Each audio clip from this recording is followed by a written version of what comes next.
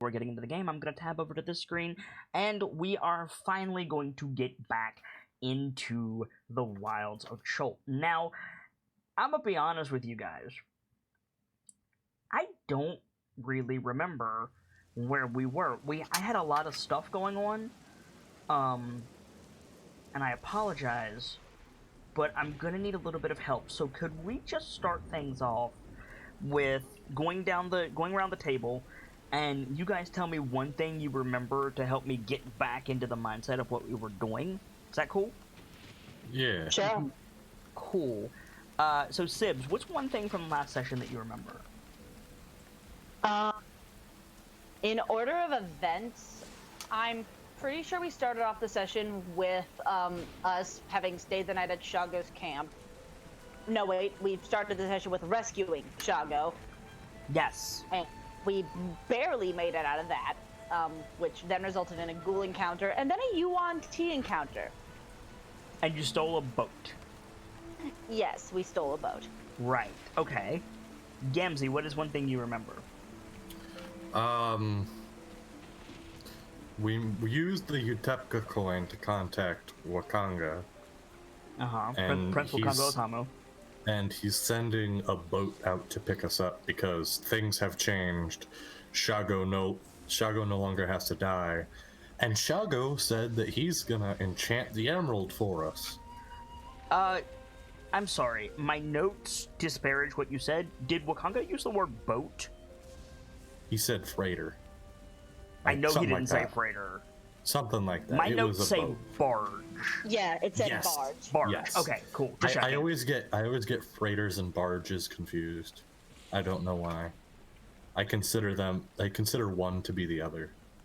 They're just in this context, there's a big difference between boat and barge, so I wanted to check. Yeah. Okay, Vader, what's one thing you remember?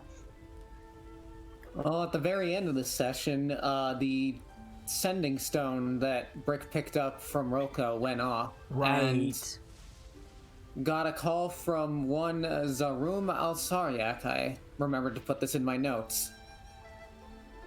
Yeah, he's one of the pirate captains. Yeah. Okay. And he straight up admitted to being in conversation with Commander Porter. Yeah. Yes.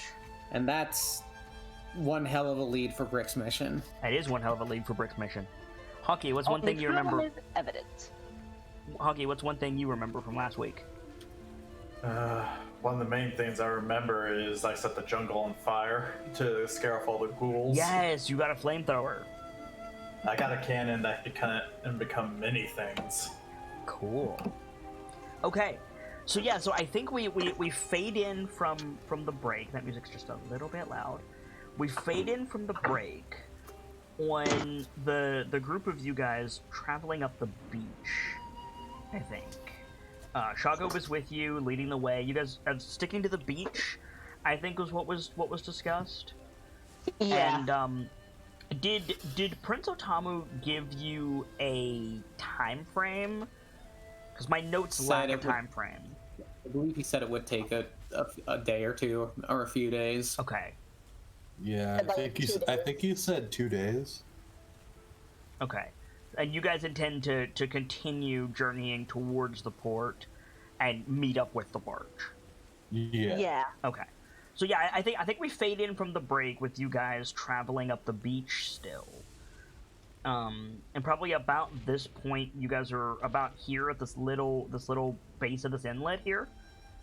Mm-hmm. So the ground, you can probably see that you're in the middle of a inlet. So you can see land on both sides, and you need to go up and around, or cut across. So you either need to like follow the beach, or you can cut across this way to get to the other beach, like that. Which is not far. It would just be like a couple of hours of walking. Wouldn't be much. But yeah, you guys are like at the base of this inlet when we fade in. Relatively good spirits. You guys have gotten some gems, got away from the Yuan Ti, scared off the ghouls, had some roast pork. You know, you guys are feeling pretty good. You know that rescue is coming. You're probably not going to die of starvation and dehydration. you just gotta, survive the Thunder Lizard until you can get on the barge, right? Mm-hmm. So I think as you're walking, I think Shago, in the lead with his spear, turns around to the group of you, like walks backwards a few paces. He says, "I've been thinking. Did That's Prince Otamu dangerous. say what he was going to do about this dragon turtle?" No.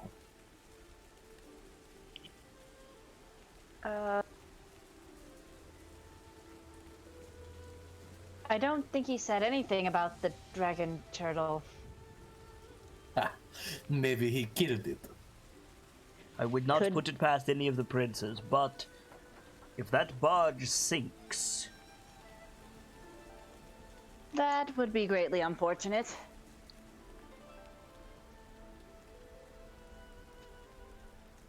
we should have a plan B.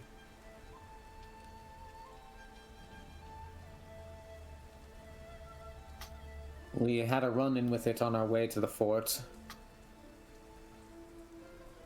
And you survived.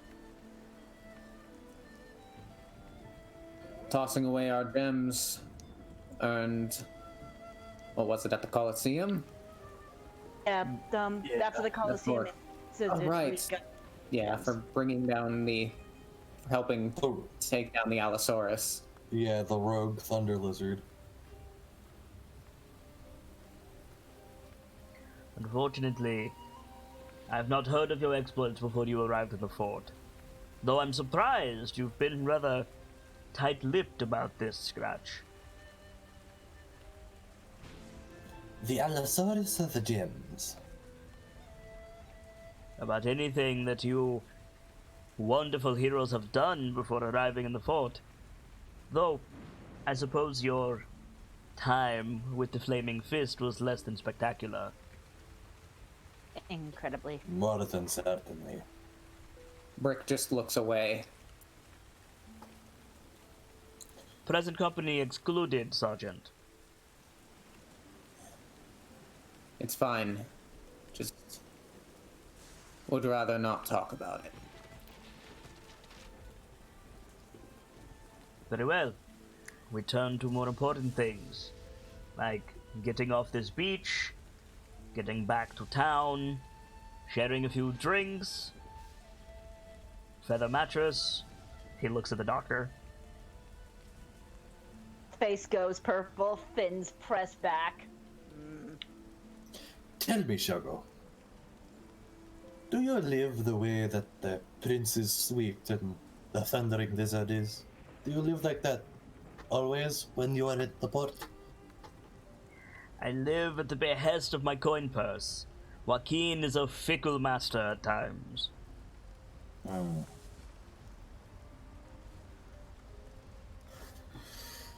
It seems you have been more than able to make do then. He's been taking side glances at the doctor as he right. said all of this. Right. Because to quote Shago last episode, if you wingman for me, I'll let you decide what enchantments I put on the gem. Yeah. Shago laughs. He says, "If my coin purse is lacking in blessings, my spear can pick up the slack. The jungle is nothing to the mighty Shago, which is why I promised all of you safety. Though, thank you for last night."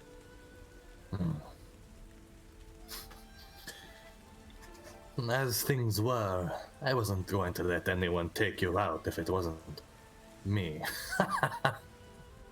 Speaking of, I want to hear more about this contract.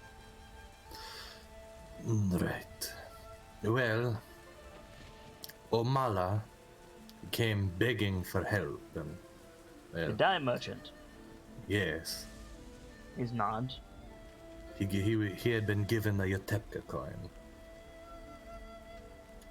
and he begged me for assistance. And you know me, whenever someone in a seat of power above me grovels at my feet, I can't turn them down. So I accept. I get him to the golden throne. And what does Xanthi tell me? But it was actually a real Utepka hit. And she tells me, if you bring me Shago's head, Omala will live and will be spared of his crimes. And it's like, shit. Did So- it have to be attached to the rest of Shago? She said your head. For the record, it wasn't Xanthi. Xanthi is his mother. It was Queothe. Queothe. Fuck. It's all good. Sometimes being the only progeny of one of the princes has its perks, and sometimes the rivalry puts a blade to your throat. I appreciate you giving me time to plead my case, Scratch. When one proves themselves, then it's hard to make a tool of them.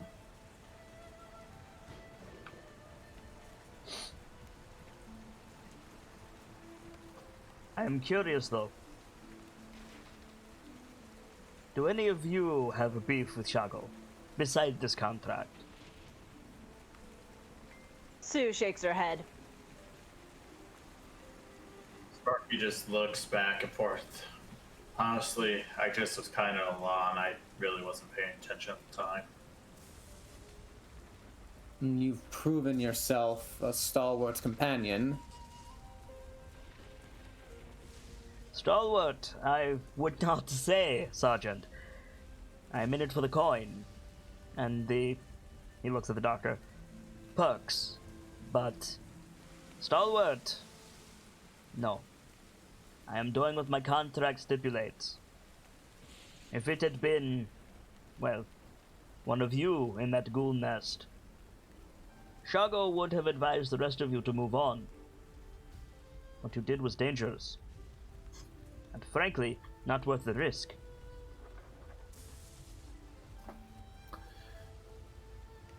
Shall we say, you're adding value to a story? I will do what I can. I've already said this once. I won't leave anyone behind. Shago stops, like, actually stops walking, puts his spear down, and looks at Brick levelly. He says, like, his smile fades, and he says, Sergeant, I respect that mindset. But here in the jungle, it is foolish. There may come a time. The gods are not here, so there is nothing for them to forbid. There may come a time when the life of several takes precedence over the life of few. In that instance, you would be better served to see the next day.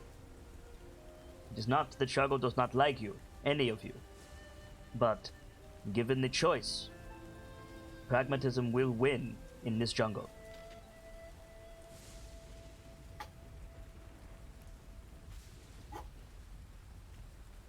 Bricks doesn't have anything to say to that. He's just kind of sighs and goes, okay. Excuse me. Shago starts walking again. But this close to the port, we should be fine. For now. Now, going all the way to Aldani, that is a different matter entirely. Did Scratch tell you the journey itself would take weeks?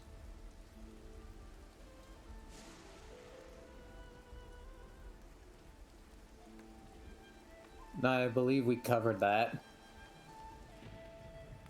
One way.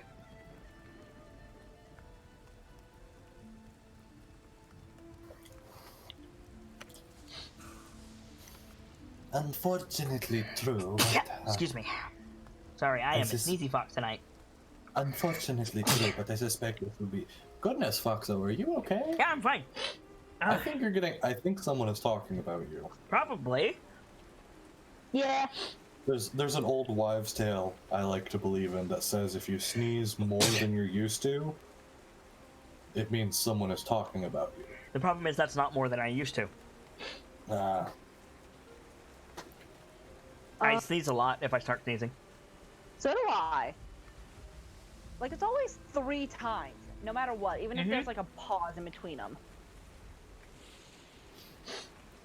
But I'm fine. I'm fine until I start like whimpering because I hurt myself from the sneeze. But no, those weren't too bad. Okay. I forgot what I was gonna say. Sorry. Unfortunately, true. It's weeks in one direction. Unfortunately, true, but I believe that this will have a clue for us in regards to our current mission.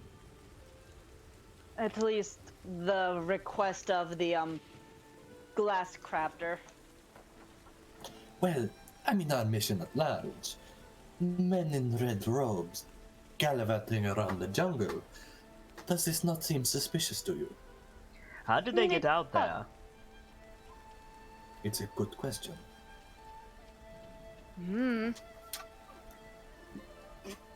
No, I mean, Scratch, which guides were in port? Do I actually know that? You know Azaka was in port, and you know River Mist and Flask of Wine were in port. You didn't really look for the others.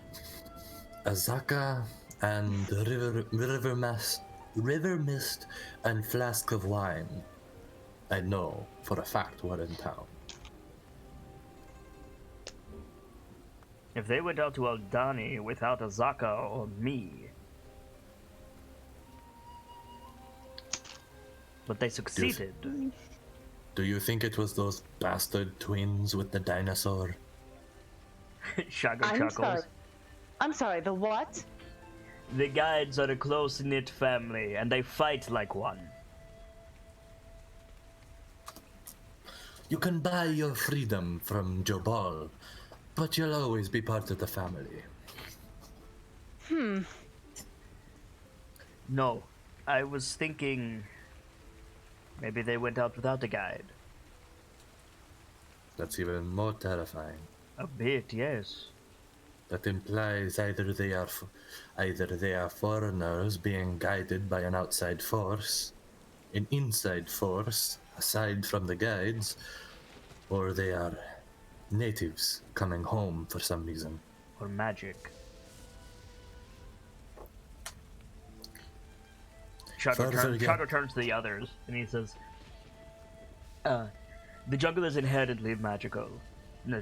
Shago does not purport to understand it, but there is a great deal of things in the jungle that are not typical. Other than the ghouls, I'm assuming? He nods. Do you know what kind of things they are? Shago likely calls things that are magic that is not magic. But at the same time, Shago knows magic when Shago sees magic. Perhaps Shago cannot explain what it is or how it works, but magic has a flavor. There is a great deal of flavor in the jungle. He laughs like he said something funny.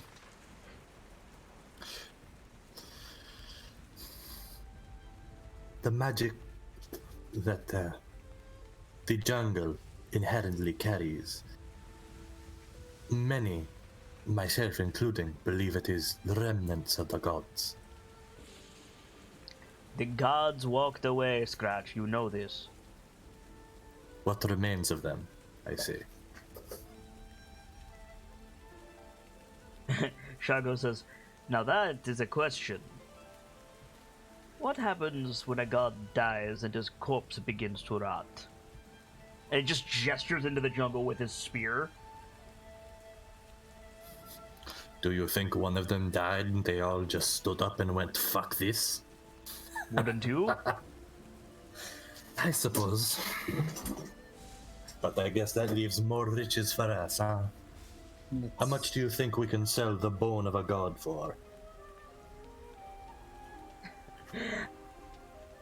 Yeah, I think the two of you share a laugh at that. Yeah. You were gonna say something, Vader? No, I was just gonna say, Certainly interesting to think about. How long That do just you sounds- intend to stay in port? Obviously, we need to resupply if we're going all the way to Aldani, but are we staying overnight? It may be beneficial. That reminds me. Hmm. I had a question to ask you too. How much of a presence do the fists have in the port? Scratch, make a history check. Shago knows this, but I want to see what Scratch knows. Okie dokie. Oh, I mean, still make the check, but it just clicked. You said port, not jungle. Yes. And Shago still knows, but yeah. Since I spend more time in Yeah, the it's, port, it's an easier can I... check for you. Okay. Yeah, jungle was a little bit of a harder check, but still within Scratch's bounds. Okay. Make sure you're rolling as your characters, by the way, guys. Oopsies. I am. Yeah, like that'll stand, Gamzee, just saying. So yeah, you can answer or Shago can answer, but the answer is they're kind of pushed back from the port. Not like legally, like their money is as good as anyone else's, but the locals, especially the like guides, historians, and you know the people who spend a lot of time in the jungle, the miners, the honey collectors, the hunters, like the people of Cholt, they do not like the fist in Port Nyanzaru. That's kind of why they settled in Fort Belluarian. To put it simply, Brick, there is a reason the fort is so far from the port. Good. I expect after what happened with the stone, I may end up with a price on my head. Which reminds Shago, if we intend to travel by the river, which is safer, by the way, and faster, there are two fist encampments, Righteous and Vengeance, right along the riverside. I helped establish one of them. So you should have some level of sway, yes? Depending on how far they are from the port, word might not reach them before we do. Quite Unless- far. Unless they all have these sending stones shared between them. I can assure you that I have seen nothing of its like before, and I spend most of my time in the fort. Had I you have a ever... feeling taken directly from the commander. As for sway, Shago has a way about him, it is true, but no. The fist does not pay Shago much mind aside from matters of survival in the jungle. I am,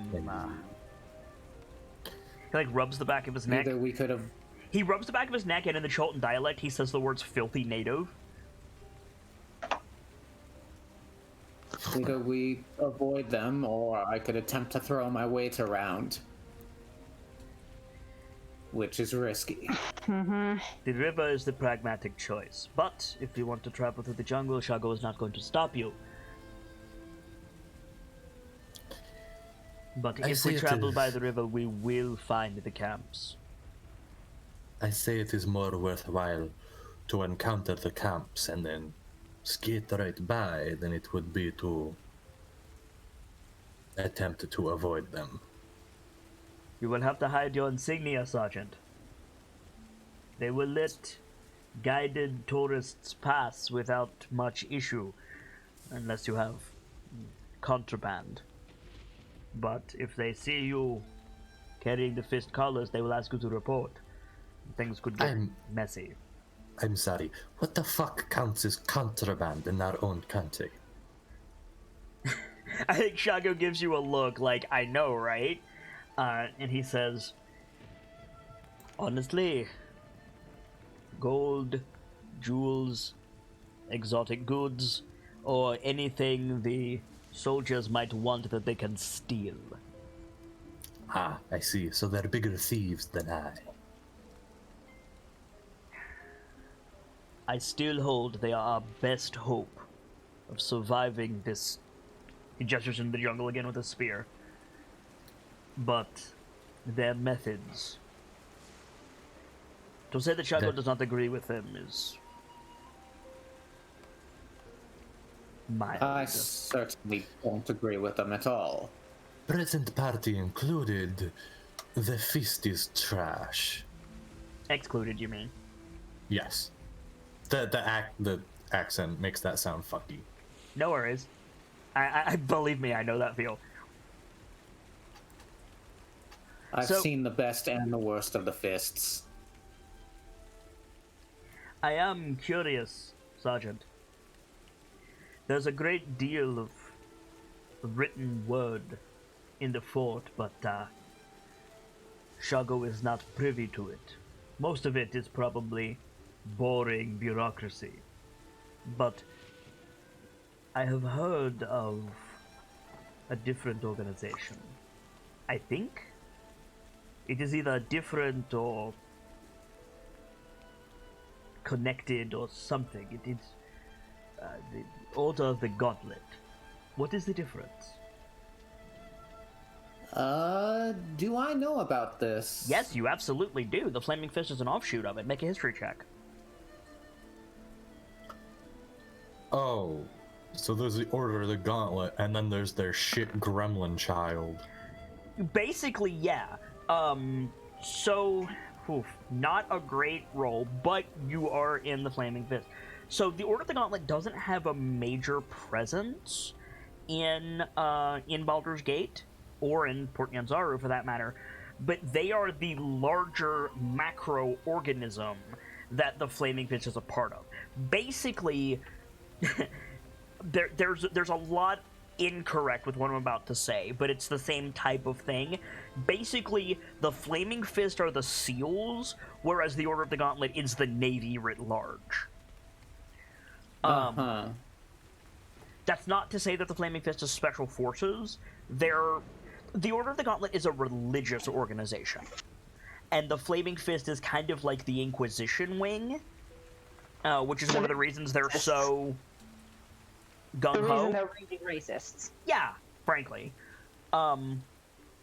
It's a very humano-centered organization, but the Order of the Gauntlet, writ large, it's pretty much a dice roll whether or not they're going to help you or rob you, but an Order of the Gauntlet is more likely to help you, whereas the Flaming Fist is more likely to rob you.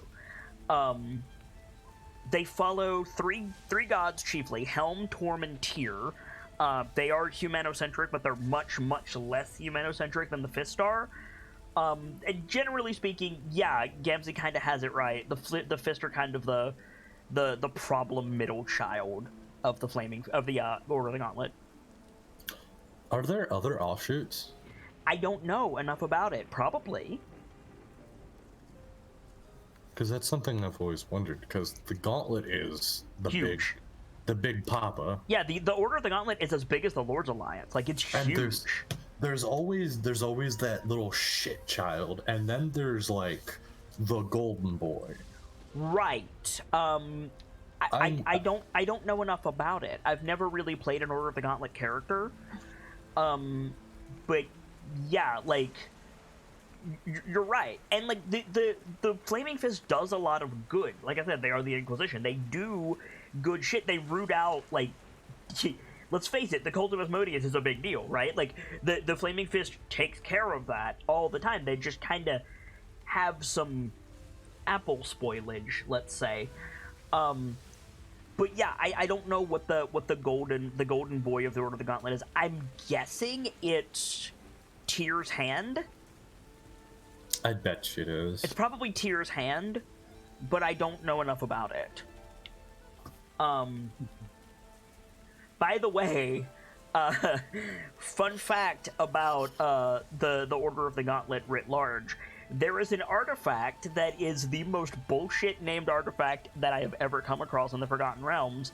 It's called, wait for it, remember, the Order of the Gauntlet follows Helm, Torm, and Tyr, right? Mm-hmm. They have, quote, the Holy Helm of Torm. That sounds like a shit take on Holy Hand Grenade. No, because they follow Helm and Torm. Calling something the Hallowed Helm of Torm is just confusing. I hate it. I hate it so bad. It's in Descent to Avernus. It's so bad. Anyway, I know exactly what you're talking about. Yeah. So what does Brick say when asked?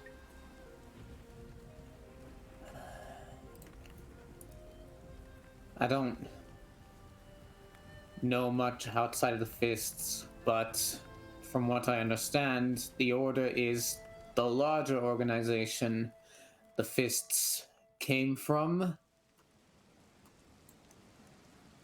Shago nods. So, not all bad. Not all bad. No. Do they pay? They might. Then they are friends to Yeah. Shago.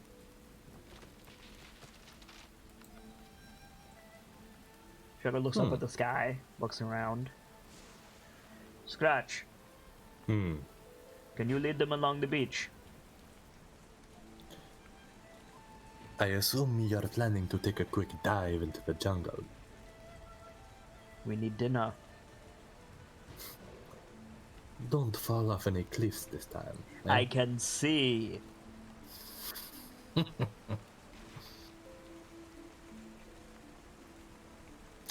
Yes, I can guide them. He nods. I'm going to go and find us something to eat. You still have water covered with that magic pot, yes? Sparky nods. Does that run out? It runs out after about 8 gallons per day, but it recharges itself. So Shago nods. Right, food it is. Does anyone care about insects? I'm going to try to find something for mainlanders, don't misunderstand me, but just in case. Willing to try just about anything. As long as you don't bring me something hairier than I am, I'll eat anything. Sparky nods again. Being a gnome, you probably don't mind insects at all. Right. That's what I'm saying. Yeah. So Shago picks up a spear, turns, gives a wave, and into the jungle he goes. Waves back. Huh. So, what's the play?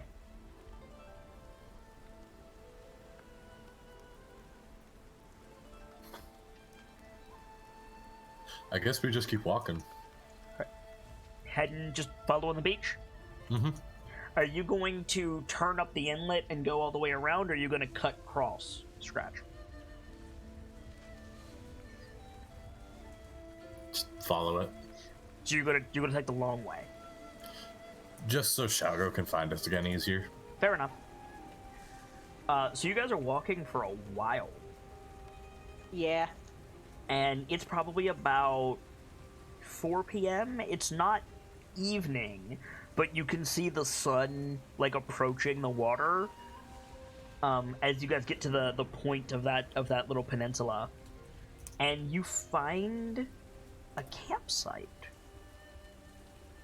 You find a tent, and you actually find a couple of tents, and the remains of a fire, some upturned logs used as seating. There's some like stakes in the ground for cooking food. You find a steamer trunk, but it's all like grungy and weather worn, and like the tents are ripped and salty, and like yeah, it's not something that's been used recently, but it's like a complete campsite. Well, I suppose if nothing else, this would be a good place to stop. Would it stop considering the condition of these things? We don't need the tents. It doesn't look like it got destroyed. It just looks like it's been here a while, and you know, weather and stuff got to it. It's been here for quite some time, and well, frankly, we don't need the tents, and their fabric could make good kindling. All right. Do you think anyone's coming back to it? I'd say not. If they wanted to come back for their tents, they would have by now, huh? Might be worth it to search the place then. I like your thinking. So I'm Scratch is gonna head for the tents just in case there's anything in them. Right. Are Just gonna take a look at that steamer trunk. Okay. Are you searching with your eyes or your hands, Scratch? Just out of curiosity. Both? Mostly? Both? Okay. So give me The tent flaps, look inside. Yeah, Yeah. like pop his head in. If he doesn't immediately see anything, he's gonna start feeling around in case someone put something underneath the tent to hide it. Right. So give me just a second. I'm giving you guys a little map here. Do. Let me bring you guys over here. You Obviously, you're not out in the water. You got this little like point of this peninsula, right? It's grassy back here because it's wide enough that there's no sand. It actually widens considerably. This is just like the very, very point of it. And the campsite is like in this area. I'm currently drawing it in for you guys. There's like a remains of a campfire with some like log seats around it like this. There's like a big tent over here and over here. This one has a steamer trunk out in front of it. And yeah, it just looks like kind of windblown and not super duper interesting. So let me see if I got this right. Brick is checking out the steamer trunk. Scratch is going to one of the tents. Mm-hmm. What about Ren and Dr. Lorelei? Like trunks or anything, like just old chests or no? Yeah, Brick is looking at one currently. Then I think Sue is going to go over to the chest as well to see if they just have any like medical supplies they may have left over. To clarify, is it obvious that this camp's abandoned? Or... Yeah. Yo, no, it's been weather worn for a while. It looks like. Okay.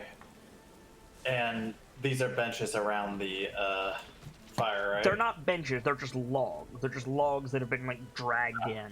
Well, I guess that's what I mean. It's like, Yeah. I guess Sparky will join the cat looking through So as well. So Brick, you open up the steamer trunk, and inside there is just refuse. There's some water in it, but there's mostly just like salt-worn, storm-battered clothing, and maybe like an unreadable journal. It's impossible to tell where this camp originated, but you do find a potion vial. It's a little bit more ornate than the potion vials that you're used to. It's a bit bigger. It's about the size of like, do you know those I really hate to make this comparison, I'm sorry, but if I say the pirate bottle of booze, do you know what I'm on about? The long neck and the bulbous body. Yeah. Oh, It's like the wine bottles from Skyrim. Yeah, basically, yes. Yeah. It's about that big, but it's got like, how do I explain this? It's got like black metal like around it, ornamentation, kind of like caging the glass bottle in. It's got 4 black metal like spikes going down the neck of it, and then it's got a base that comes up around the glass bulb, and it's got a little like seating platform on the bottom of it that looks like a 5-pointed star, and the stopper is not a cork. It's one of these black metal like fittings that fits down in the neck of the bottle. It seems to be sealed tightly. It's definitely a potion, but it's a big potion. Brick would pick it up, show it to the doctor. Okay. Think you could figure out what this is. Would I be able to figure out what it is? Are you an alchemist? I have an alchemist's kit from 30 Days by Cart. which I brought with me to Chult because potion brewing and for, But medical reasons. that's in Port Nyanzaru. If you took some time with it with an alchemy kit, yeah, you could probably figure it out. Sure, then I'll do that. She says, I can probably figure it out. Just, I'll need to set up my alchemist's kit. Are we going to set up camp here for tonight?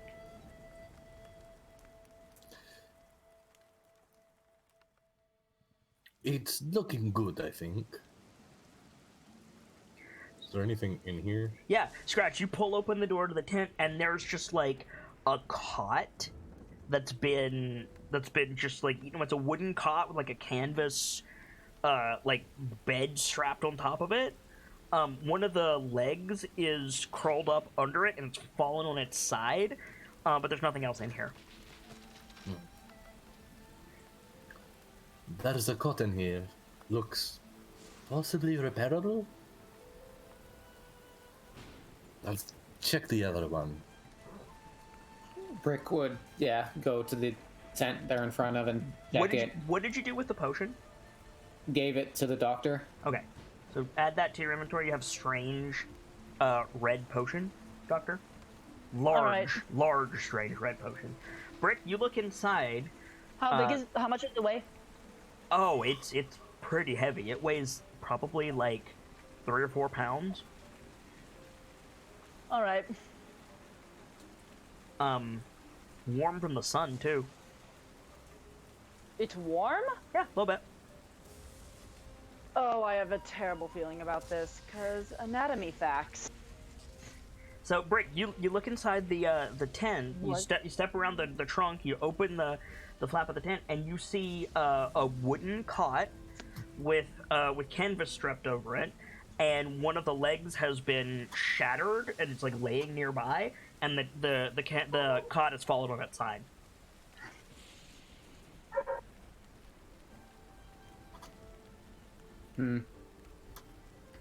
Doesn't seem to be much in here. Another cot, Is that one also repairable? probably. A good spot for, at least 2 of you to sleep. Possibly the doctor at Sparky. Brick, I'm certain that you are similar to myself and Shago. Able to sleep just about anywhere.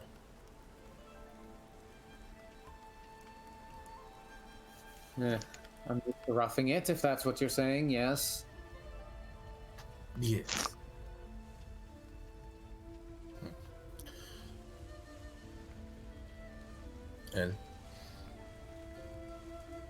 Well, I am curious why someone would simply abandon all of this camp gear.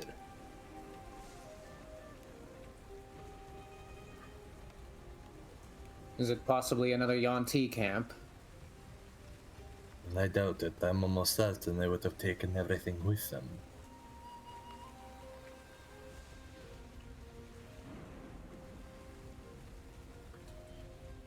If your way of life is based entirely around injecting yourself, finding those who may hold value, whether it be in body or in parts, why would you ever abandon any supplies?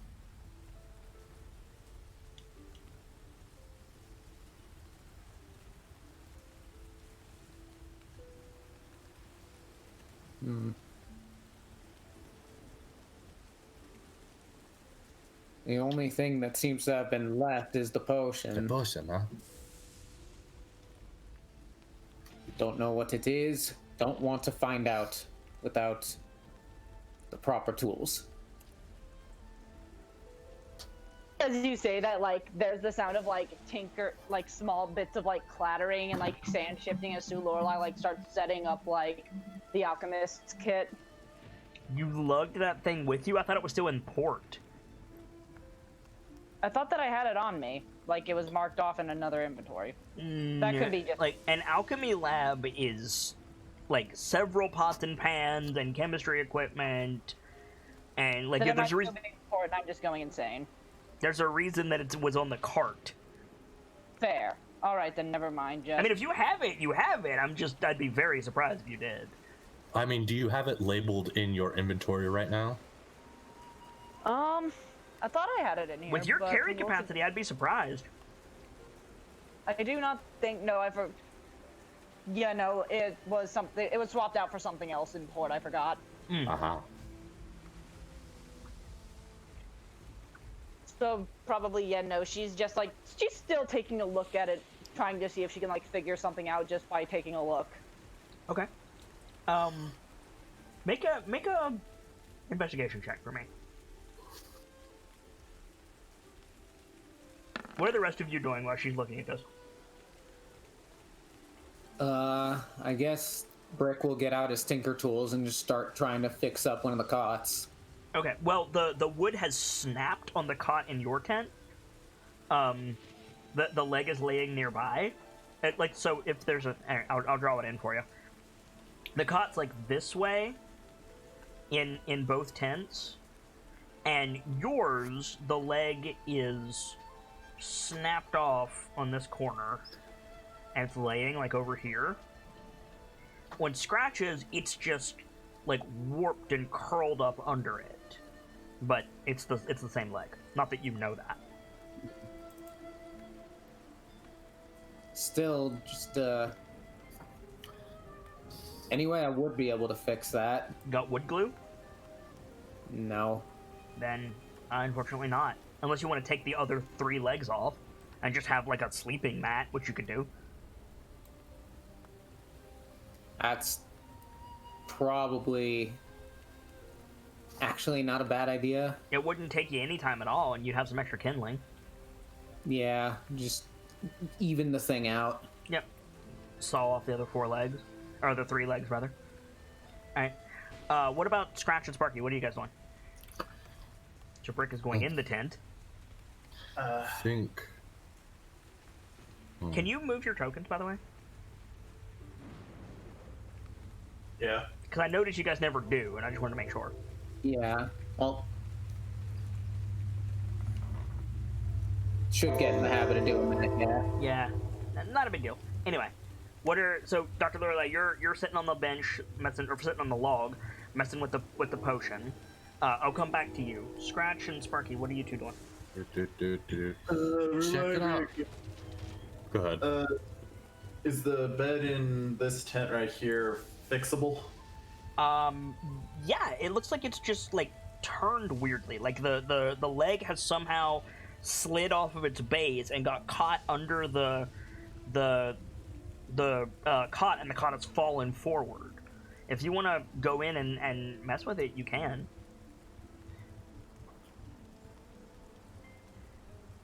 I'm not gonna lie, that kind of makes me apprehensive. For some reason, just that idea that it's like slid weirdly. Scratch, what were you doing? He's gonna check out the wood, the tree line, in case it looks It's like not. something It's not a had- tree line. You're on like a sandy peninsula. That's like the start of the like grassy bit. He's trying to check to see if there's any signs that something could have charged the camp, and that's why people left their stuff. With all of the like frequent storms that Schultz has, like you didn't see any footprints or anything. This camp has been here a while. Any sign like that would have been obliterated. That's fair. Yeah, that would have been gone. For If you want to make a long time survival ago. check with disadvantage, you can, but I'm telling you now, there ain't going to be much to see, even if you succeed. Fair enough. I'm honestly wondering why in the world you'd abandon it. I don't, because I'm trying to figure like where could Scratch look to see a sign, but with all the rain and storms we get, Yep. any signs would be gone. It's a wonder Unless- the tents are still here. Like, Yeah, like that puts it in like the 2-3 week range, I think, right? yeah, pretty much. So whatever happened was fairly recent. But not within, like, hours. Right. So, Dr. Lorelei, with an 11 investigation, the first thing that strikes you as odd is the metal, like, casing on this potion is like welded to the glass, like they're stuck together. And you can't immediately identify what the metal is. But it's got liquid in it. It sloshes, the liquid is red. Other than that, it just seems like a strange, very big potion.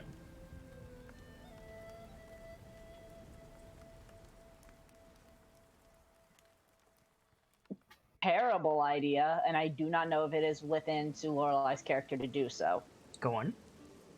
Is it possible to open the thing? It's got a metal stopper on it where the cork would be that seems to attach to the metal housing with like a little tiny cord.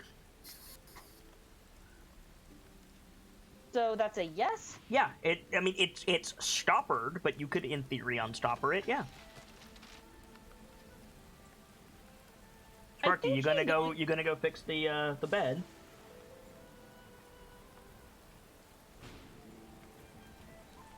Right? Yeah, Sparky would go fix it. Okay, we'll pop in there. Go fix the bed. Scratch, what are you doing? I think he's gonna. Don't like that. I was making sure there wasn't anything on it. I couldn't remember if I cleared it or not. On this little peninsula, is it? You're currently standing in sand. Yeah. There's like that scrub grass that grows on sandy plateaus, like at the green line, but it's not fertile by any means. Is there like any driftwood around in it, like you'd see in an area like this? Yeah, there's a little bit. Stuff I could snag as kindling. Yeah, absolutely. He's gonna go grab a bunch of that. Okay. So Tinker's Tools check from Brick and Sparky, and Dr. Lorelei, you're gonna pop open the vial. She's going to walk over to the water and pop it open there in case something bad happens. What would it being in the water do? I'm curious. Basically, it's like, oh, if it's something acidic and it gets on my skin, I can get it off. Are you opening it in the water, or are you opening it above the water? Above the water. Okay. Holding it out, pull the cork.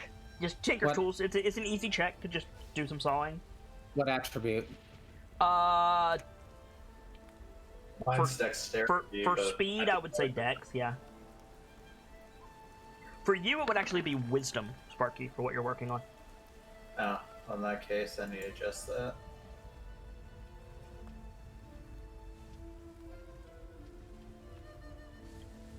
So it's just my...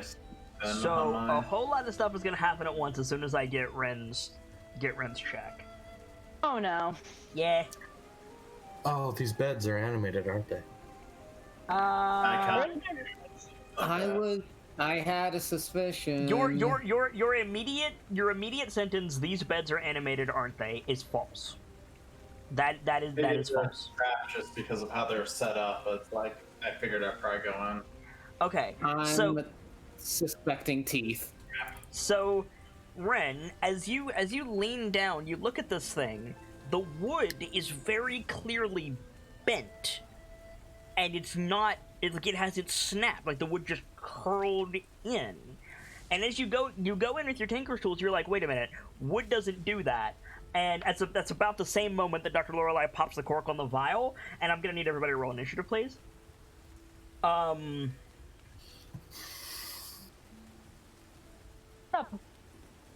Why is there a bug on my screen? Go away! Die! There you go. Sorry, I forgot to click the token first. Alright. Oh, I What just was your forgot original my roll? computer's touchscreen. Your original roll was 14. Okay. I forgot my computer's touchscreen, and the bug activated the refresh. Nice. And cock-blocked by bugs. So now I have to wait. I'll go ahead and roll for you. So I can get Okay. you in on this. Because a whole ton of fuck is about to go down. Yes. So That what's going is on a back to, correct like, statement. A whole ton of fuck is about to go down. Shogo's just gonna come back and we're all either gonna be dead or just like, we hate this place. He's gonna come back. We're gonna be in the middle of the brawl, and he's gonna be like, "What the fuck? It was 20 minutes." So, basically,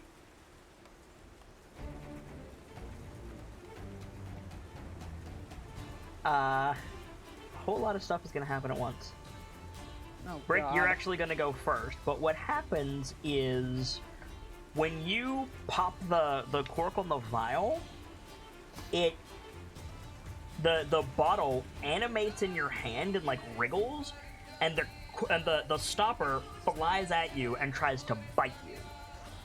At the same time, the bed wraps itself around Rin as the mimics attack. I knew it. I knew got- that. I knew it.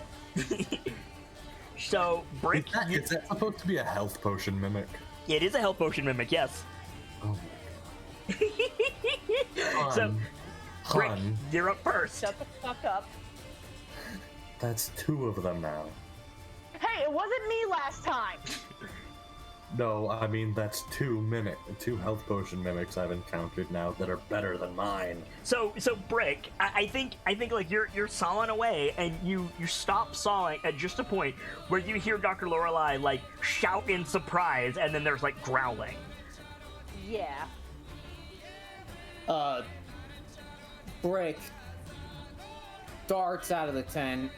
Right. So you jump out of the tent, and you see the star-shaped base of the potion has turned into like tentacle-like legs, almost like a whip scorpion, and they're trying to grab the doctor as the mouthpiece is like flailing at her. I'm going to take my scimitar and slash at it. Okay. Make your attack.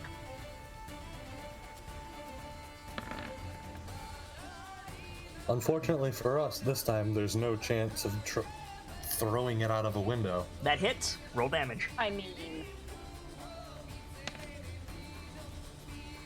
To be Okay. fair, I guess the good doctor can drown the mimic. You can certainly try. Let me make sure that it doesn't, like...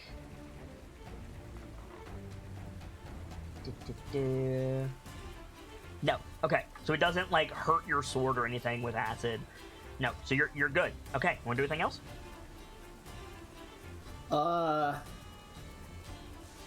I suppose it would be an action to try and get it out of her hands. You can... Yeah, it would be... You could help her avoid the grapple that it's about to do to her, but you already attacked. And I've already used my action surge. Yep. Yeah,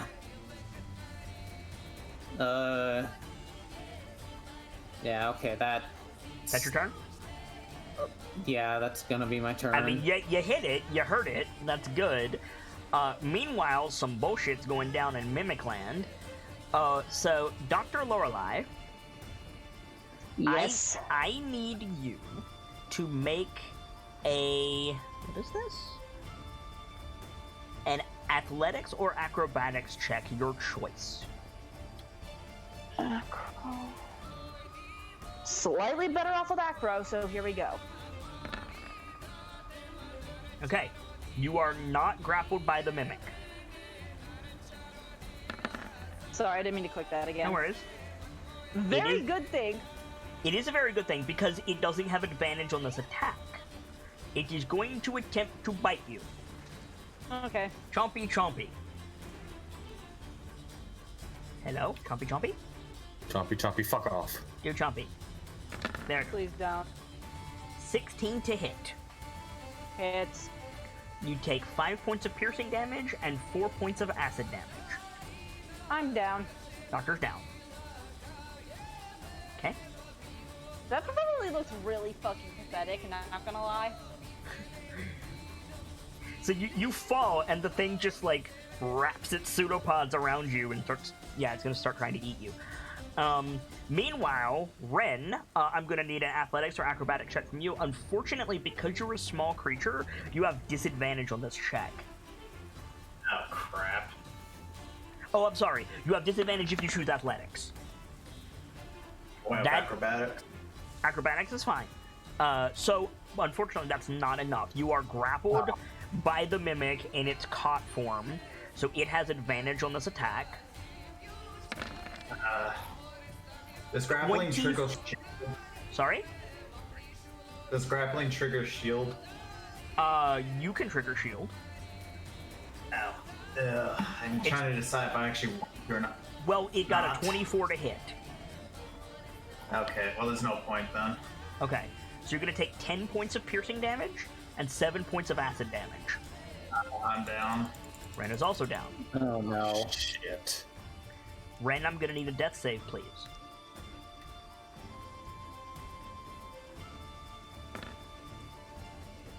Okay. Dr. Lorelei, I'm gonna need a death save, please. Why does this seem familiar? Okay, noted. Scratch face of a gold coin. You heard roaring and screaming, and now you hear less roaring. Was that a success, by the way? Or... Sorry? My death save. I'm not gonna call out whether it's a success or a fail. If you rolled 10 or above, it's a success. If you rolled 9 or below, it's a fail. If you rolled a 1, it is 2 fails. If you rolled a nat 20, you're up with 1 HP. Okay. I'm not gonna call what it is because of the other players. Are the sides sides or back of this tent tore up at all? Yeah. So if I run here, can I see what's happening? I think that's reasonable. Yeah, you see you don't see Ren because Ren is currently smothered, but you see the cot has rolled into like a burrito shape and is vibrating faintly. Oh fuck! It's Ethan Sparky. Make sure you're rolling a scratch. Damn it reset on me.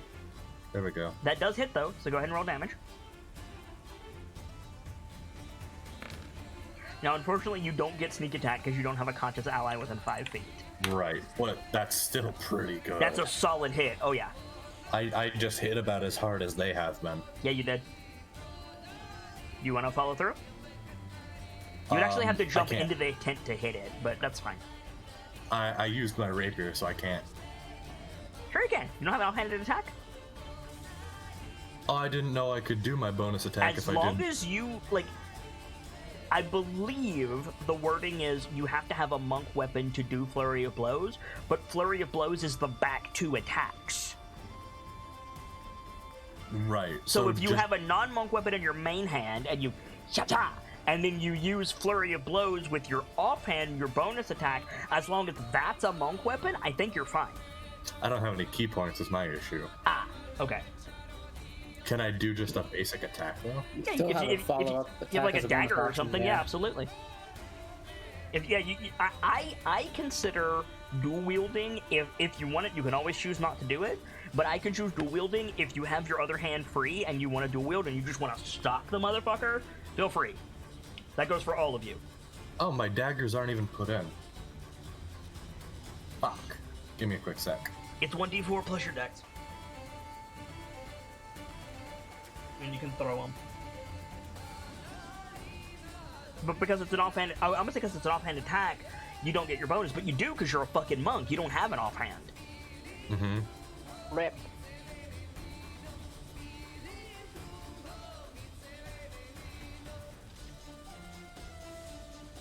Oh shoot, that's rolling the attack with my strength. And then dealing damage with my dex. Hold on. It's fine. Blink. Here we go. That hits. Roll damage. Nice. Man, you hitting hard. I like it. It's Oh, not fuck. enough. It's not enough to uncoil the mimic, but you heard it. You heard it good. So top of the round, Brick, you just saw the doctor go down, and you heard Scratch behind you shout, "Oh God, it ate Sparky." Fuck. I thought Okay. the deputy. All right. You're Brick's drinking gonna. something or the healer? God. Brick's going to focus on the thing in front of him. I'm warning you getting- now, Brick, before you call your action, and I have to play it out. If you get hit while you're down, it's 2 fails. If Dr. Lorelei had failed her previous death save, if you don't get this thing off her and it hits her, she's dead. Yeah. If you have a means to wake her up or the means to get access to a means to wake her up, I recommend you focus on that. Healing kits are immediately accessible. Wait, they only do that for me. They will still stabilize you. Yeah. Else. Which means, if nothing else, you won't have to roll for saves. True. Is there any way I can get this thing's attention on me? Or, like, grab it? Yeah, you can absolutely grab it. You can... If you want to try to physically remove it from the doctor, you can absolutely do that. It does not have advantage against resisting things like that. It wants to be grappled. So, if you wanna play the mechanics in that regard, yeah, you absolutely can pull it physically off of her. Yeah. Yeah, I'm gonna try to grab it and force it into the water. Okay. Make an athletics check. It will make an opposed athletics.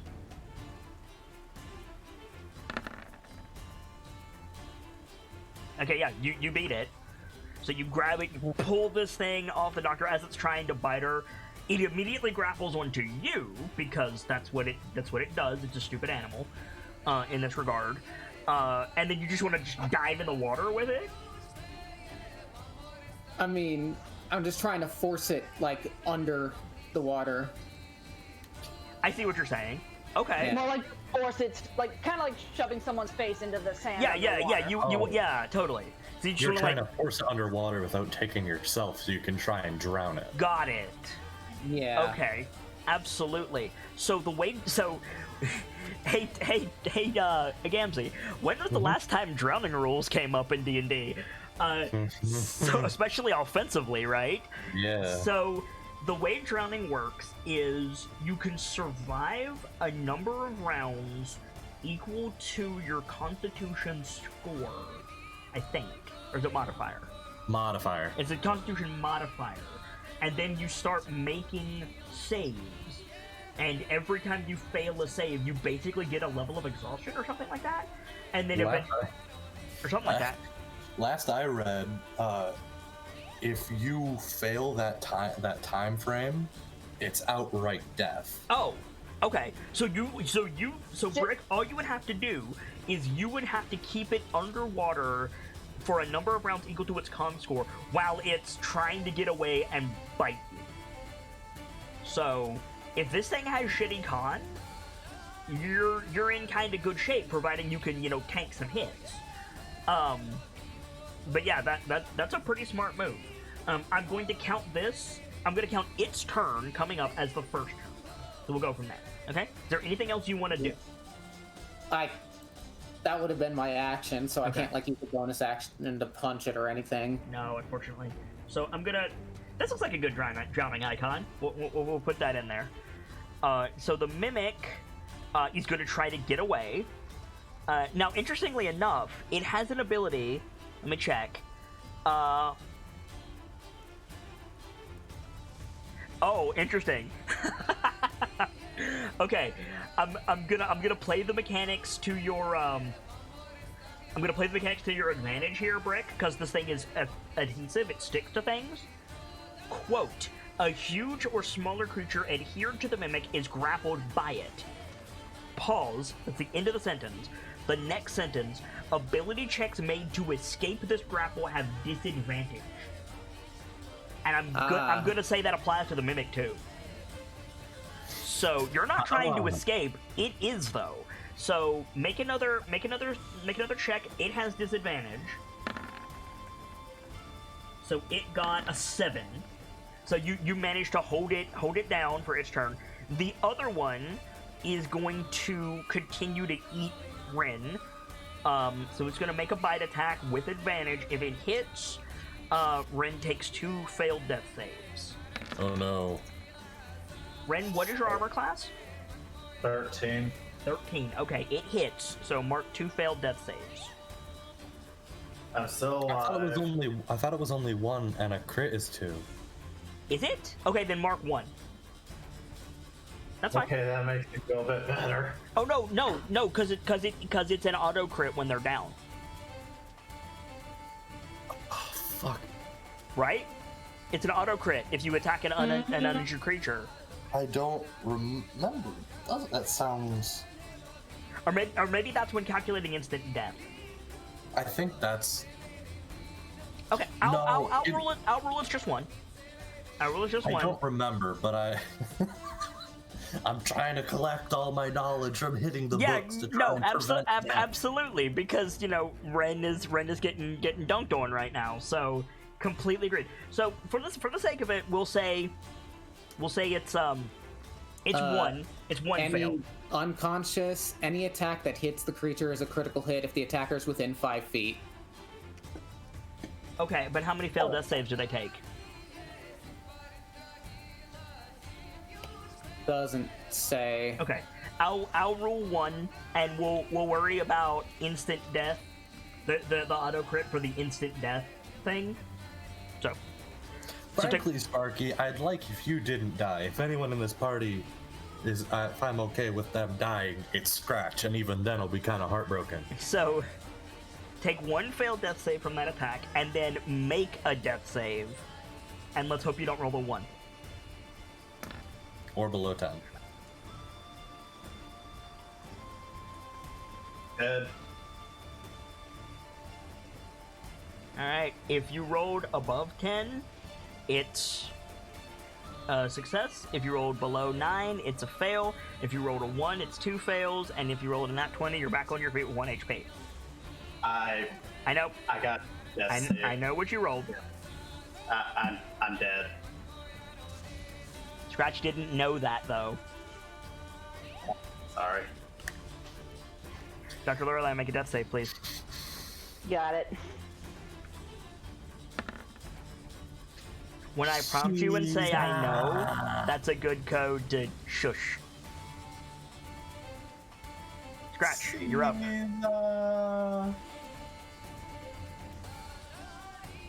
What's up, Scratch? What's your plan? Scratch still doesn't know Sparky's dead. Nope. So... Boink. That's a hit. Roll damage. Nice! You're rolling all the big hits tonight. Okay. Oh yeah. And then... Dagger. Boink. Stab bow. That still hits. Roll damage. Boink. Nice. Not dead. God. The fucking... This cot is the motherfucker. Yes. So, top of the round, Hockey, if you would like to keep playing, I'd love to have you to stay in my game. I can give you a blank character sheet to start rolling up a new character if you like. Or we can do it after the show. Honestly, I'm not feeling great today, so it might just be better to do it later. Fair enough. We'd absolutely love to have you back next week. Keep that in mind. Alright. Top of the round, Sorry. Brick. You just want to keep drowning the motherfucker? Yeah. Alright. Make your check to hold it down.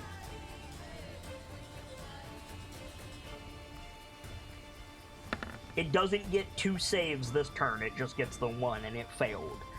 So, is that all you want to do? Oh, it's going to try to bite you to, like, get itself free. Actually, it has to hit you with its pseudopod, I think. Now, you are grappled, so it has advantage on this, but should be okay. 19 to hit. That hits. You take 11 points of bludgeoning damage. As it flails desperately to try to get away from you. However, on its turn, it just goes limp. Oh my god, it had a 1 mod. Oh, that is fucking perfect.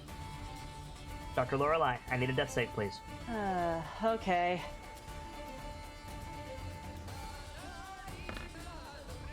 Okay. Scratch.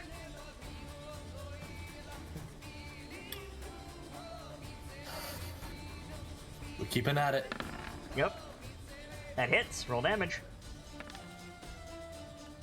Good God, your hits tonight, Scratch. All right, that hits. Yep. Mm-hmm. Is this the trade for what happened with Sockham? Oh my god.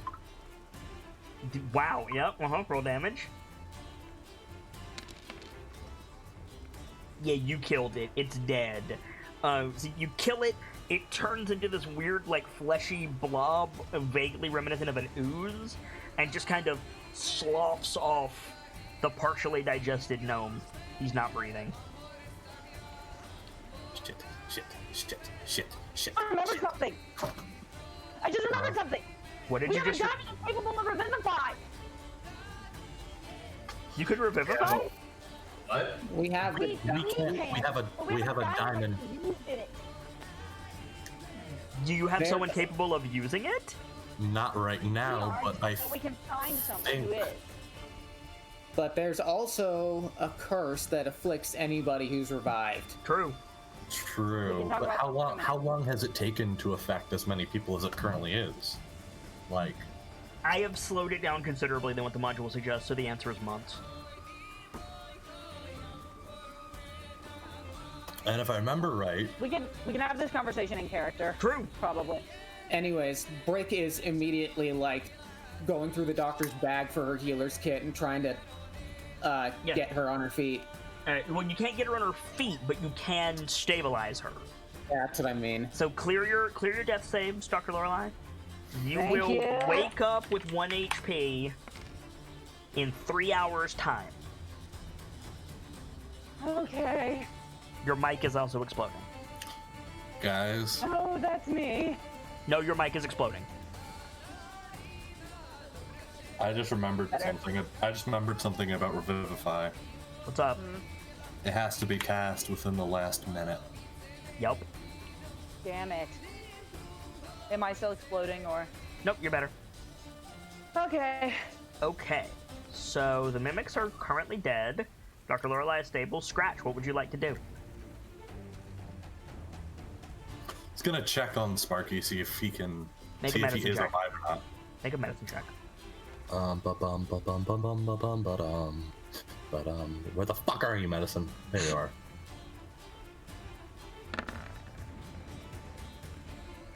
Yeah, he's toast. He got his neck broke when the thing wrapped around him. I think he just like sits back and just starts praying for Sparky. Okay. Alright. Brick's. Oh god, I don't. Brick's panicking. He's like, wants to make sure the doctor's okay. He wants to check for more mimics. Yup. He doesn't know what to do. Yeah, well, we are still technically in initiative, so I need an action. He's going to stay by the doctor. He's looking around, making sure he doesn't see any more teeth. Make a perception check.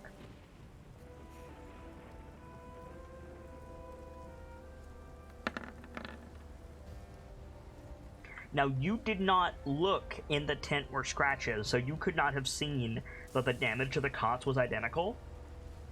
But looking around, you see that the two logs are identical. You didn't notice it before, but now that you're looking, they have a knot in exactly the same place. Scratch, Sparky, I think there's more. We need to get out of here. The doctor's down.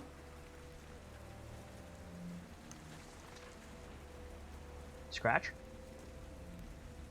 I think he stops, put his hands on his leg, and says, "Do you have a shovel?" What? What are you talking about? We need to leave. He's gonna pull the haversack off of Sparky. You could just pick him up. He's tiny. Still. Okay, hey, pull the haversack off. Rope it around himself. Pick up Sparky. Yep. And just step out of the tent and look over at Brick. So Brick, you're like, we need to leave, and Scratch comes out holding a limp, like partially digested Sparky. Like you can see like the bones in his face from one part. Brick goes wide-eyed. No, Sparky. I'm no doctor, but important in Zaru, one of the first things you learn is to recognize death.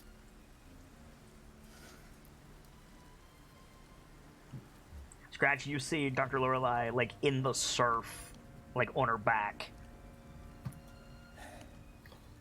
She's alive, but we need to go. And he, Brick, picks up the doctor. Picks up the doctor? Okay. Yeah.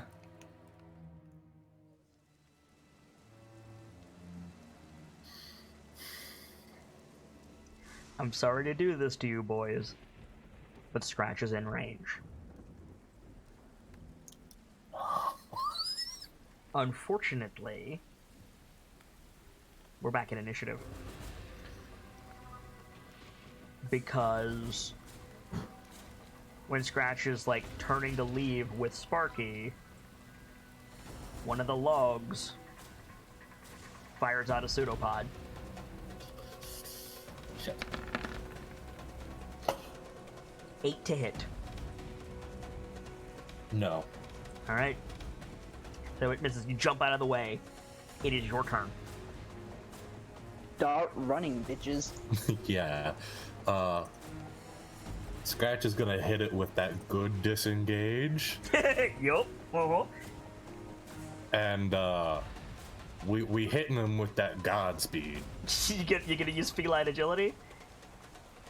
If you go that way, he'll get an attack of opportunity on you. You need to go this way. Yeah. We go around and then we Godspeed. Alright. Cool. Brick, what are you doing? Brick's doing the same. He's running. He's going around the other tent away from the logs. Right, so over this, like, through the water. Yeah. Okay, so the good news is you're both, even with reduced speed, Brick, you're faster than a mimic. So it can't actually get you, and it gives up chase very quickly and resumes its log shape. I put it in the map instead of the GM layer because I am a dingus.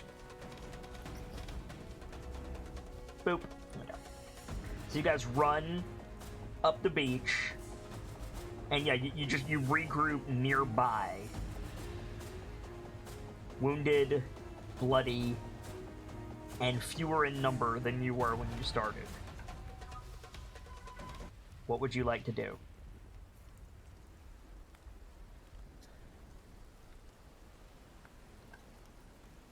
Brick's choked up. Damn it! You promised you'd buy me a drink, you bastard.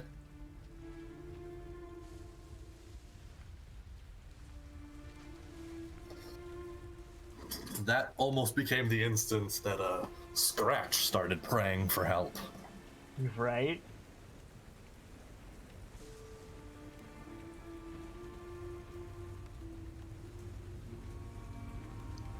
What do you guys want to do?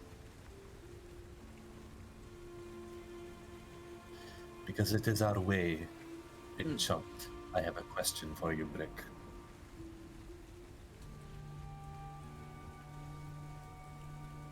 No answer. He just nods. Will you please take account of his belongings and take what you want? Yeah. Alright. We can keep him preserved. I think with this. Maybe. With what? What are you doing? The pack. The haversack. No. No? No. I'm gonna go ahead and give Vader and Gamzee access to Ren's sheet so you can look through his gear.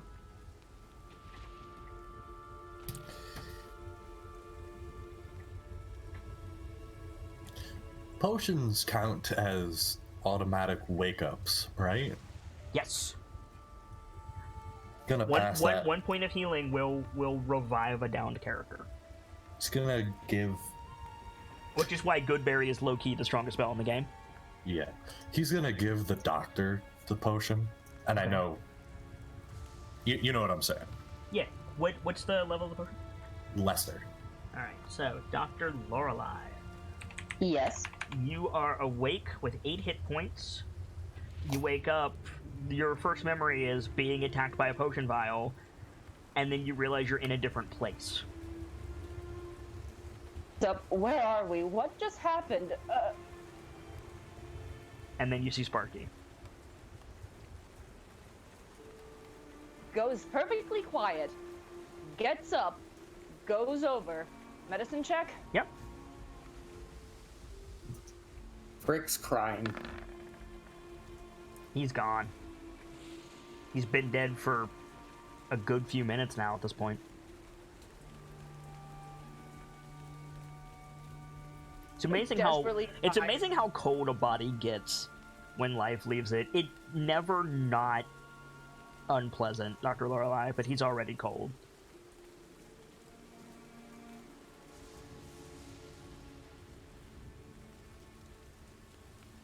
Does her damnedest to stay composed, then goes over to Brick, and I think that's when she also loses it. Okay. I am so sorry. I feel like Scratch looks like he's seen this a dozen times before. Probably because he has. And honestly... And this is how it happens, right? It happens in the most bullshit ways in the matter of an instant. Like, there wasn't any grand death here. Like, he just went down. Like, realistically, I think the first one was his dad. Yeah, probably. And it was probably something equally bullshit. Like, there was no grand sacrifice. It was just, you're there one moment, and the next moment you're food. Because his dad went into the jungles and brought people out dozens of times. Yeah. And then one day... It probably wasn't the jungle that got him, right? It was probably just like... One day in the market with Madame Red, he just fell over. Yeah, he got bit by a spider in a fruit stall or something. And then he was just gone. Like, I don't want to gloss over the fact that we lost a PC here, but, like, yeah, like, it's bullshit, and it's frustrating, and it's not okay, and that's how it happens. And Scratch is looking over at Brick like... He's giving him the look like, this won't be the last, but I'm still sorry. Yeah, right.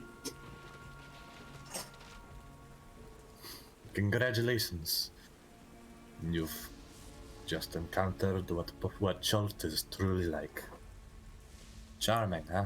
I know it doesn't help at all, but does anybody know what 900 divided by 3? It's 300. So all three of you get 300 XP. For what it's worth. Got it.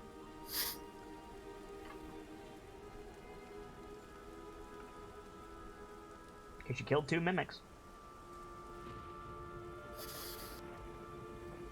If it makes you feel better, I killed the one that got him.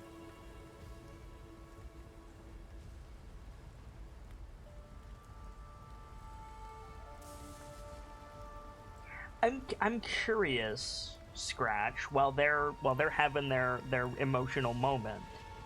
Mm-hmm.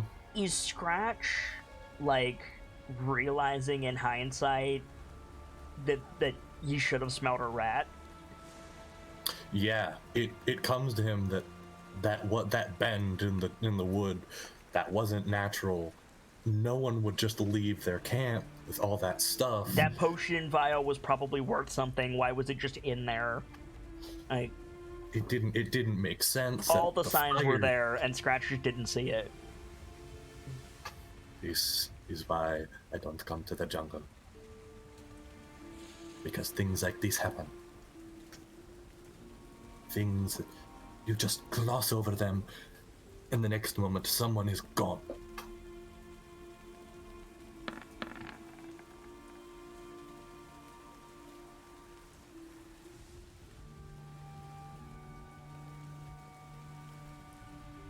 Your mic working, Vader? Yeah. Just checking. Forgot to Yeah, Brick's still shaking. He's just like...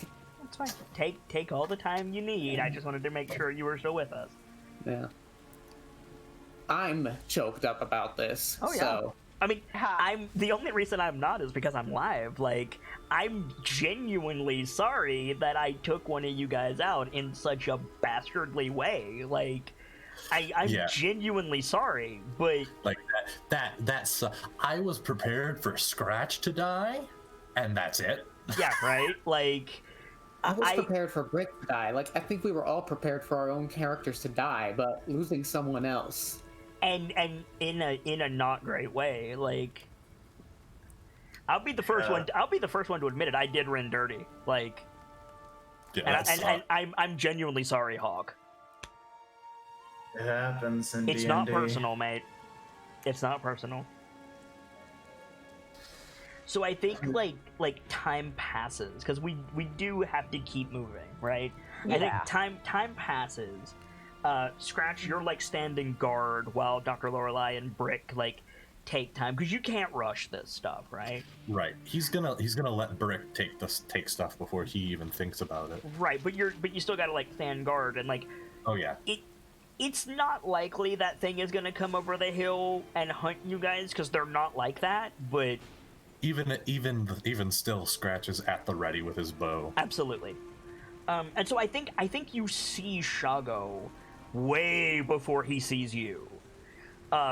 He's like coming out of the jungle with his spear on his shoulder, and he's got like a couple of like guinea fowl tied by their feet, dead obviously, but like tied by their feet to the end of his spear, and he's just like walking out of the jungle, and you see him like look around and like pick up your trail and start following you, but he doesn't see you because you moved laterally. You see him start walking towards the peninsula. Scratch is gonna look to the other two and make this noise like stay. And he's gonna start heading diagonally to try and cut Shago off before he can reach it. Totally. You wouldn't have been able to do this if you hadn't, been on watch, but you were. So you catch up to him easily before you get to the camp. And I think I'm gonna roll insight for Shago because Scratch is broken up. Like I want to see if Shago notices right away. He's got that hollow look in his eye. Insight is wisdom. Yes. Yeah. Shago's not terribly wise, but he's not terribly unwise either. Okay, yeah, he got a decent roll. So I think Shago, like, his smile fades. His graceful, like, cool, I am the mighty Shago smile fades. And I think, without missing a beat, he says, "Who died?" Sparky. You're going to have to help me, Scratch. How's that? What'd you say? How's that? Which one is Sparky? The gnome. The little one. Yes. 1T. No. 4 mimics. Mimics. There's a camp up ahead. Shakes his head. What is a mimic? It is a creature that copies the appearance of objects.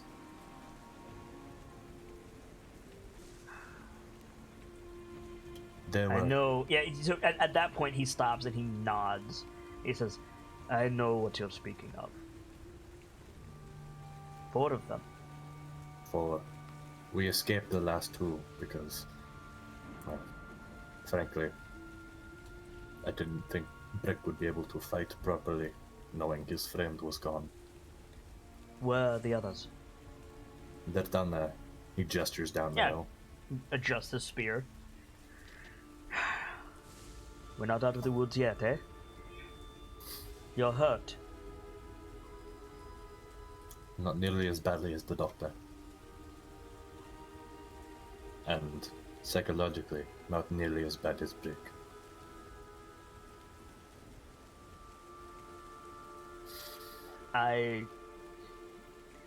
We, Scratch, we are hardened to this. It is our life in the jungle. I do not know what to say to them. In truth, Sparky and Brick have known each other for, it seems, many years. The only thing to say to them is silent prayers. I will give a coin to each of his eyes if that is what you think it will take. But whatever we do, we should do it quickly. Night is coming. Agreed. I don't want to seem cold, but They're just tourists, Scratch.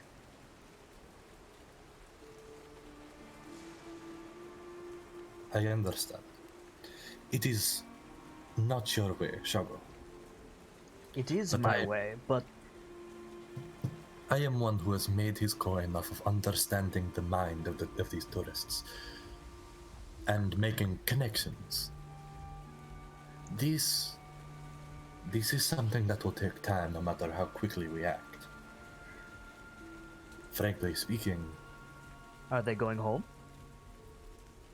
certainly not.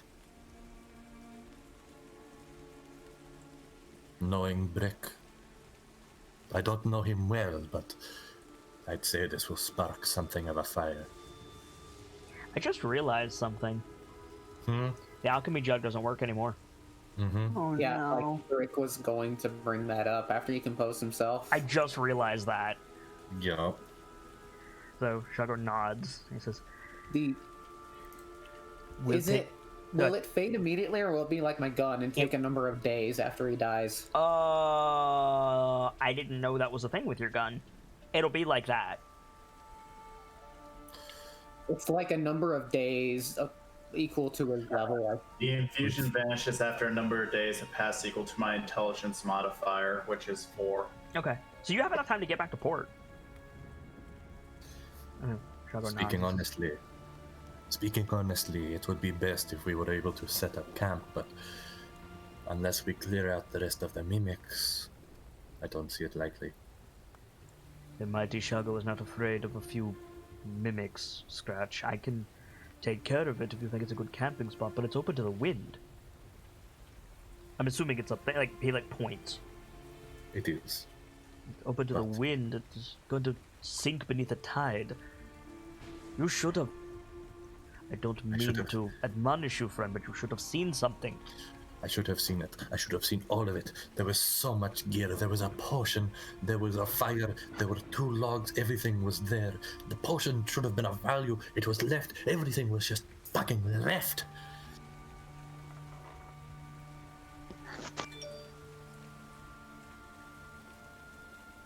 Shago puts his free hand on your shoulder. When we return, I will need to speak to the madam. He nods. No doubt she will have words for me. For you and for Shago. But, Scratch, we have work to do. Of course. And if they're still going to Aldani, we're going to need to replace the small one. Without a doubt. Are the others awake? They are. I was going to suggest a camp near here, but if there's monsters on this peninsula, we should keep moving.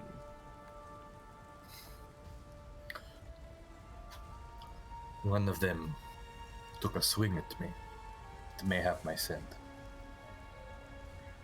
I'm not sure how they do with tracking. You're not If at they- full HP, are you, Scratch? No. This is... You've been bleeding all morning. So you did notice that. Shago can keep his mouth shut. But I agree, they might have your scent.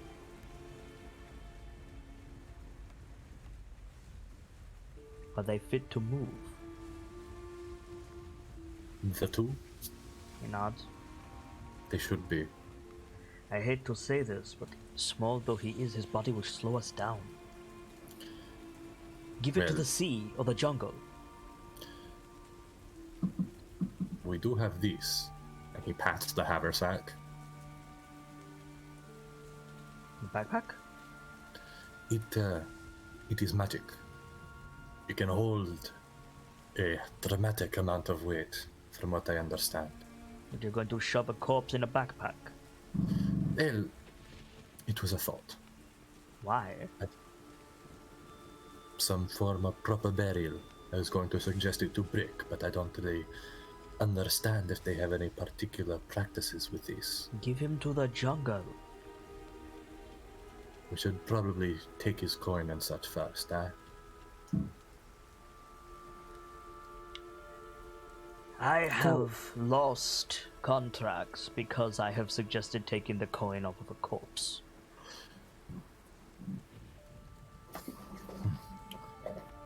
I would Frankly, like to get you to Aldani. Frankly, Brick is going to want the memento, I am certain. Though, he has his gun, so I suppose I we'll was see. going to say he has a gun and I don't want to be on the far end of it. Great. Shall we then? Lead the way. starts heading down. Yep, follows you. So Brick and Dr. Lorelei, like, you see Scratch coming back with Shago following behind him. Brick, No answer.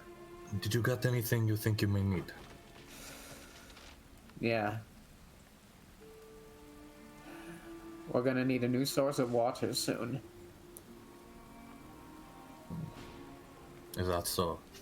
So the magic leaves with him. I think it'll stay for a while, but yes. It will get us back to the port. I think so. I That see. will do. Scratch and I can take care of the rest. Now, Indeed.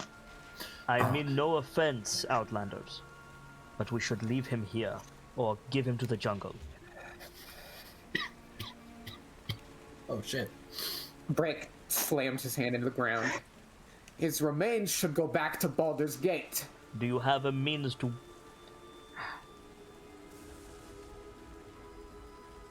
Meat rots. We are days from the port.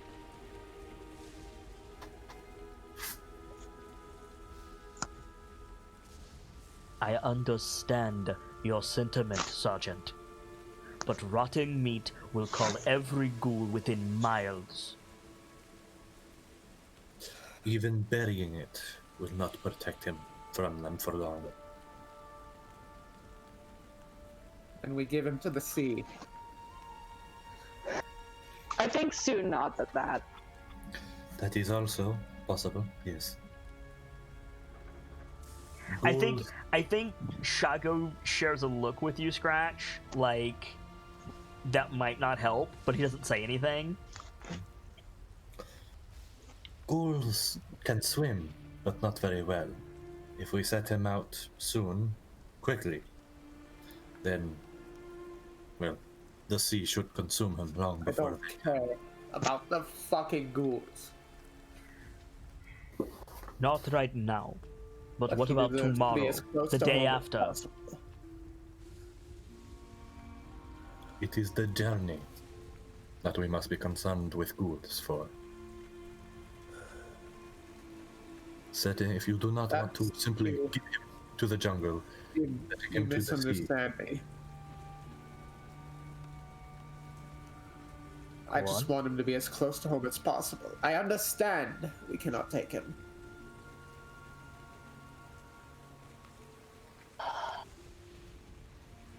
So we give him to the sea.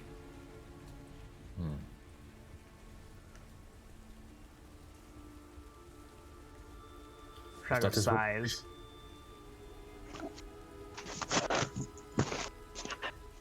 That is one thing, though. I must, it's gonna take the journal that Prince Wakanga gave to Sparky off Good him. call. Good call. He also has a pearl, but I don't know if that much matters to you. Someone should also take the jug. Yeah, Brick was gonna take the jug. Okay.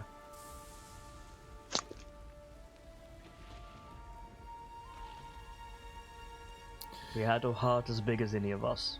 Even Shago can see that. He terrified me more than Prince Wakanga did. We called the thunder, and let others do the same.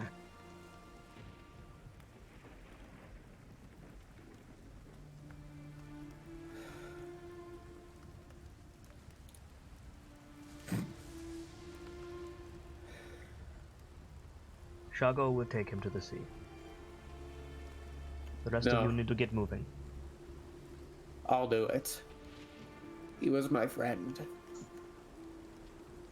allow me this. Shago sighs. I think Sue pulls a bottle of moonshine out of her bag. I usually would insist this is for medical purposes, but... And she gives it to Brick. Not right now, lass. There's more important things. Nods. Shago looks up. I don't mean to hurry you, Sergeant. Shago can only begin to understand what you're going through. But it will be dark soon, and more to the point, it's about to rain. Brick composes himself. He's defaulting to soldier mode.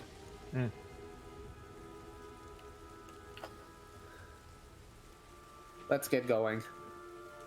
Okay. You wanna... He carries Ren's body out to the coast. Okay. I'm assuming not where the mimics are. No. I know that's an asinine question, but as the GM, I have to ask. Yeah, just... But it just sets him afloat. Gives him to the ocean. Alright. It's like Cloud letting down Aerith into the lake. Yep, absolutely. It probably starts to rain as a wave picks him up and pulls him back out into the bay. He starts to sink. I don't know if Sue is one for prayer, but she's more or less begging anything in the plane of water to at least get him as close to Baldur's Gate as they can. Alright. Well, Baldur's Gate's not coastal, but I understand the sentiment. Yeah. Could you, just for funsies, roll a D100 for me, please, Dr. Lorelei? Sure.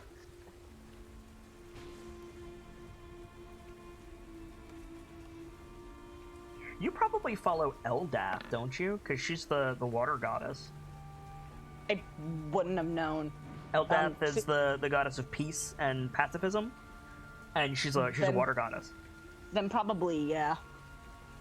Okay. Then probably praying to Eldath, like, please. I didn't know him for long, but just get him somewhere close to home. Fuck. Yeah. What's So, the name of that?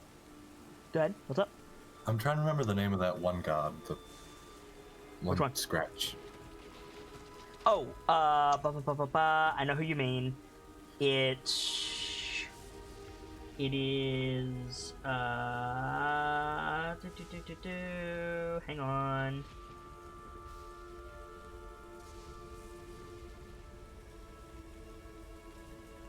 Ubtao. Ubtao? Ubtao is the Chultan god, if that's who you're trying to think of. The one that they have that has the golden temple. Oh, Joaquin. Yeah, Joaquin. He's not Chultan. He's from the mainland. Yeah. But he's the one that Scratch. Yeah. Follow. Shago's invoked him a few times. As they're walking, Scratch is giving Joaquin the he's praying to Joaquin to give Sparky a golden path. Nice. I think as you guys are leaving, Shago is the last. I imagine it goes Dr. Lorelei, Scratch to keep Dr. Lorelei safe, and then Brick lingers, and then Shago lingers behind Brick just to again keep him safe. Correct me if that's wrong, guys. But I think as Shago is turning away, so none of you see it, the camera pans down into the Bay of Chult, and it is like glowing faintly, because Dr. Lorelei rolled a fucking 99. Oh my god. So that's pretty dope. And then yeah, we head off. This is, by the way, one of Sparky's themes that I never got to play. Aww.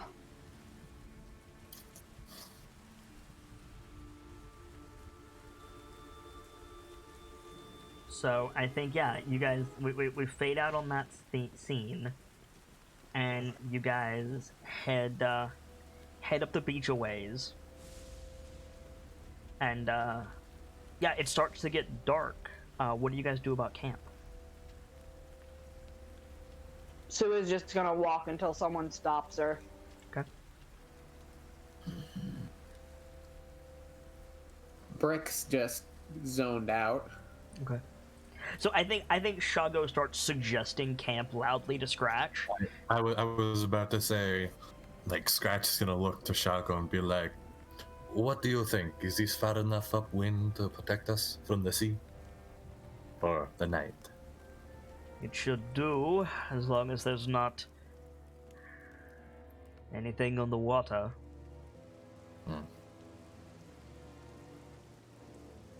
I'll get to work preparing the food. Can we set up camp here, Sergeant? Yeah. You guys go about making camp, setting up your bedrolls, getting firewood. You don't need to worry about food and water, because Shago and the alchemy jug have got you sorted. I'm assuming it's a rather somber occasion. Yeah. "Oh yeah, But I think at some point during the evening, it is long since dark. You've got a fire going, you've had food, all that good stuff. You're just about to set a watch, and you see lights on the bay. It's like it's big, whatever it is. Like it's like a dozen torches all in a line. It seems to be one structure, and at first it just looks like, you know, a fire snake. And then as it gets closer, you see like the big like golden sails with the Trade Prince's logo on them. And it's got shields on the side of this big ass like Egyptian style barge. And Shaco looks at Scratch like, is that them already? I don't know. They start to like pull closer.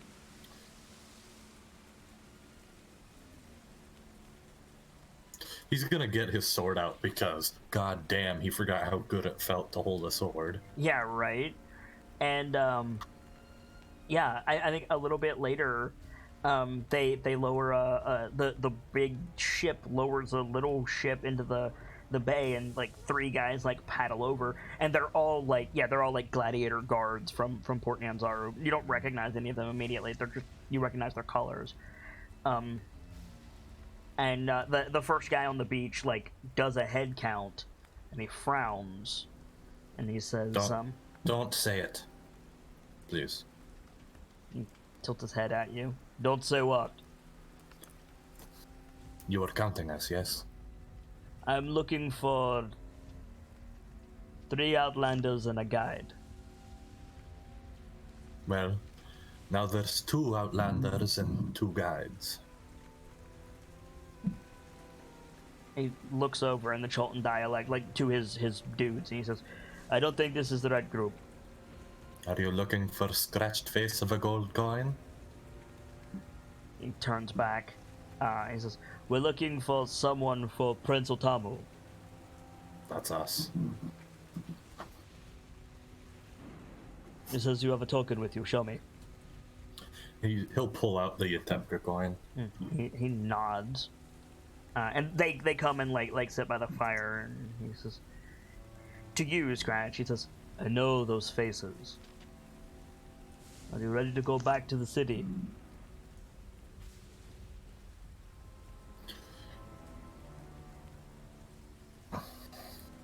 I am prepared, but it's... He like looks at the other two. Man.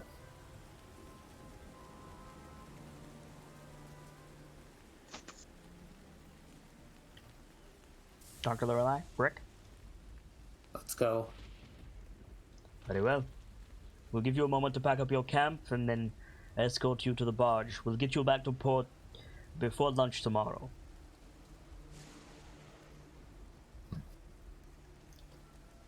So you guys pack up again, get on the little boat, takes you out to the big boat, you get on the big boat, the boat starts moving, you're surrounded by gladiators. There's like 30 dudes on this ship. Some of them are rowing, some of them are standing guard. Prince like sent a limo for you guys, basically. My, there's so many of you here, I don't want to expect... Hang on. Hang on. What was his name? Prince Wakongo Otamo? I'd almost expect Tabon to be here. Here's a series of chuckles, and one of them says, Prince Otamo said it was an emergency.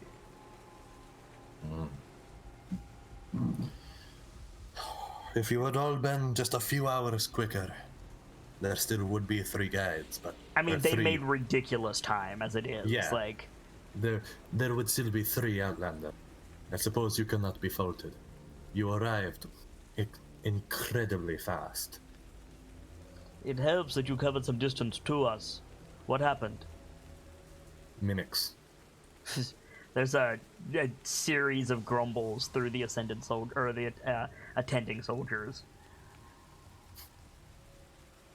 And they just get a bunch of like, I feel ya nods. Shago has disappeared. Like, he's still on the barge, but he's like made himself scarce at the moment. And you actually, Scratch, you actually see him like trying to get your attention a second too late.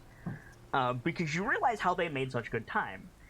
When a certain someone comes up from below deck and damn near slaps you across the face.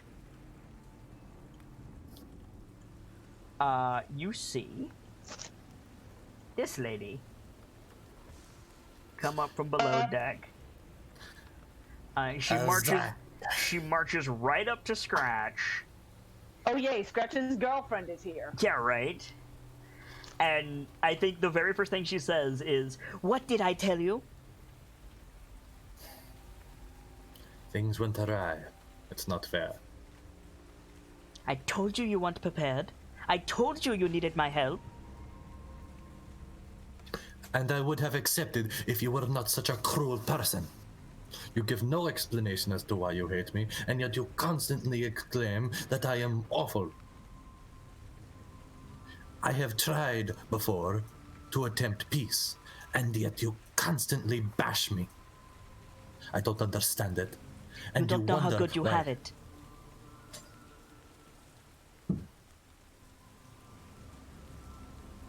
I thought we were prepared. But I suppose you're never prepared for meeting real demons.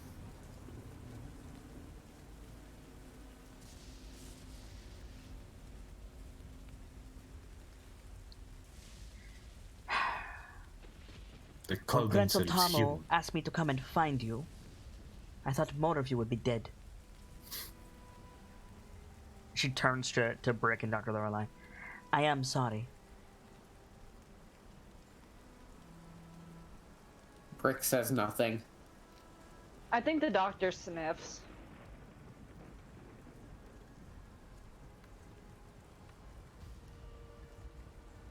If it wasn't a failure, we wouldn't have lost anyone.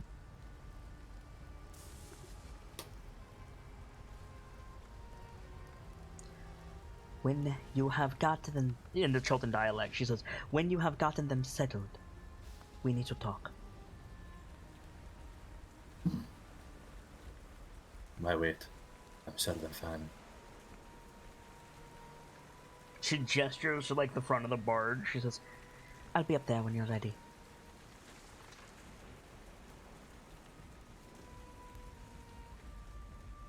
And she walks away, and Shago makes eye contact with you, Scratch, and like shakes his head, like, oof.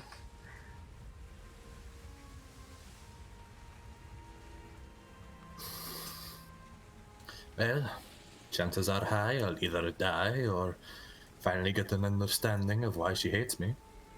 Or hell, maybe both.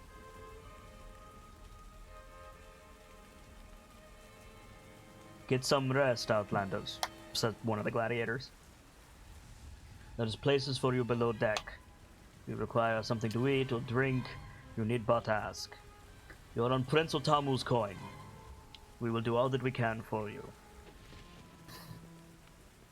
Without a word, Brick just gets up and goes below deck. Okay. Stu gives him some distance, but then follows. Alright. You guys gonna head to bed, take your long rest? Yeah. Yeah. Sounds like a good plan. Scratch, are you taking a long rest, or are you gonna go deal with Azaka? He's gonna go deal with her first. Okay. So you wait. Do you talk to Shago first or Azaka first? He's gonna stop at Shago, like, Okay. I noticed you were trying to get my attention. I appreciate that. I'll keep them safe for you. He gestures at the stairs. Right. Though, I'll Scratch, especially become... they already paid my fee. Don't let Azaka claim jump on me. Oh, please. Her, of all people? I'd never. That, he gestures at the front of the barge, is scarier than the ghoul nest. Be careful, Scratch. I'll try. And by the way, and he looks at the gladiators, by the way, you owe Shago for a couple of hens. They went to waste because of you. And goes below deck. He'll head over to Azaka. Yeah, Azaka's like well clear of everybody. She's watching the path the barge is taking, ostensibly on the lookout for danger. Can you make just a real quick perception check from me, Scratch? Also, ouch, Brick. I saw that. Yeah, I think Scratch. I think it's fair that you have advantage because you're hyper alert for things that don't make sense now. She's not standing in the torchlight, and she's watching like the front of the boat, and it's like, you know, it's night.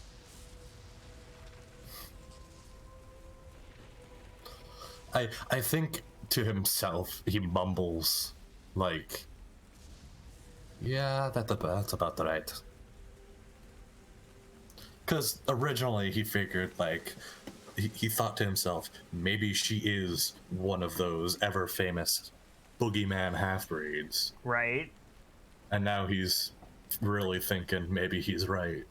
And if he is, oh well, she hasn't tried anything serious yet, Right, as far as yeah. he's aware.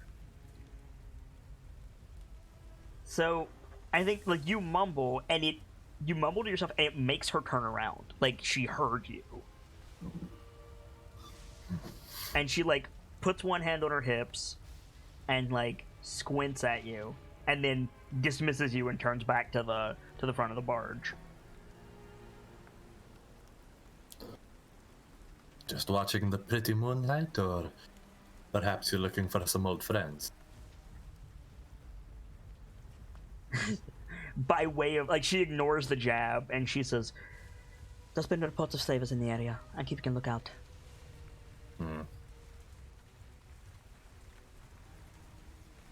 We ran into some of them. The Yanti.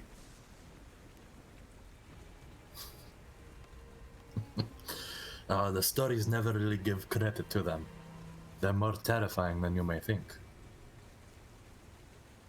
One of them was throwing magic at us like nothing I'd ever seen. This is the part where you accuse me of being a demon, Scratch. You're not the first. This is the part where I accuse you of being one of the ever-famous half-breeds, but immediately stop caring. As far as I'm aware, you've tried nothing, so I have no reason to bring it any further I'm than... not.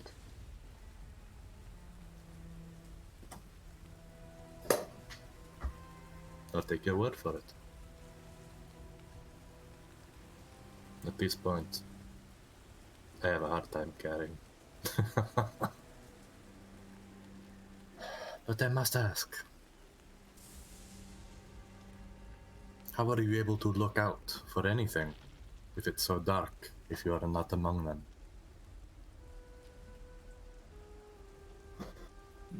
I think there's a pause. And she says, "I'll answer any question you have if you help me." With the terror, man. With the mask. I want my property returned, Scratch. The coin will not get you to help. Perhaps information will. You know, All you had to do was properly ask me like this. Would have agreed. She snorts. Really? I'm serious. I'm getting up there in my years and, well, I still haven't earned my right.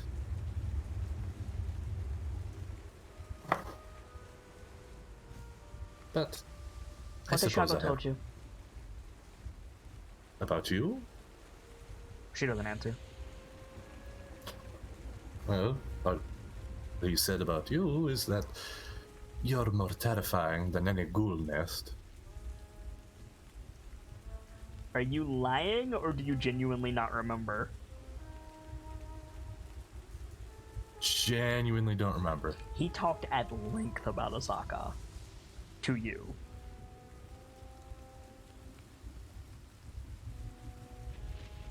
Mostly making fun of you. Yeah.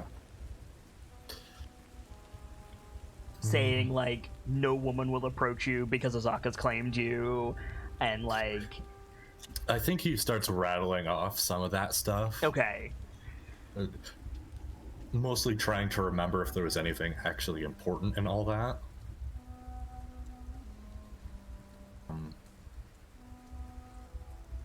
God, I don't remember. Do I have it in... There was nothing super relevant except that, like, Shago was speaking like everyone knows that Asaka has a crush on Scratch. That and saying that, like, he always compared Asaka to himself. Like Shago did. Like, whenever he talked about how great Asaka was or how great he was, he would talk about the other one. So, you know, like, he respects her, but at the same time, like, there's something, like, off-putting about her that he doesn't like. But nothing was, like, super-duper relevant. Realistically, the most he ever said was... Well, it wasn't in direct words, but there's something about you that unsettles him. Enough for him to respect you as much as himself. Like being able to see in the dark? That would be one thing, for certain.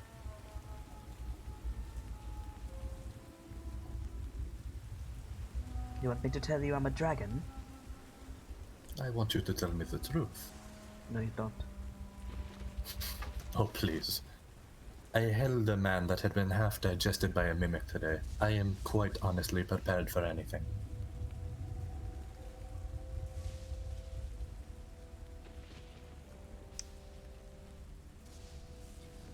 They accept you, Scratch. The Outlanders? She doesn't answer. If you mean them, it's because I have been honest. Something that is rare for me back at the port.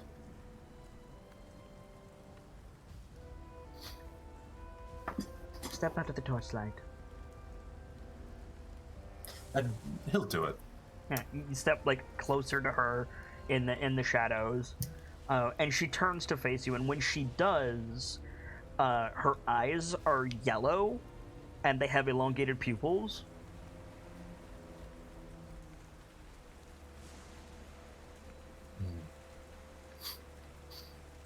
Like, it does look like 1T bullshit.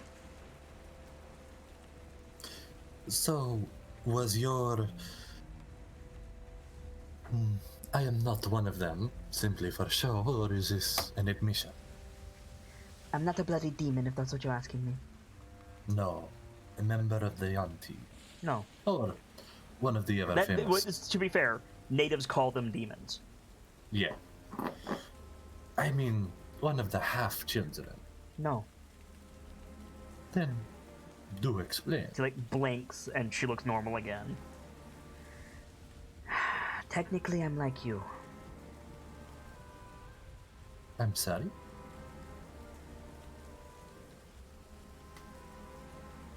Exactly. I am a tabaxi. With tail and claw. Sometimes so am I.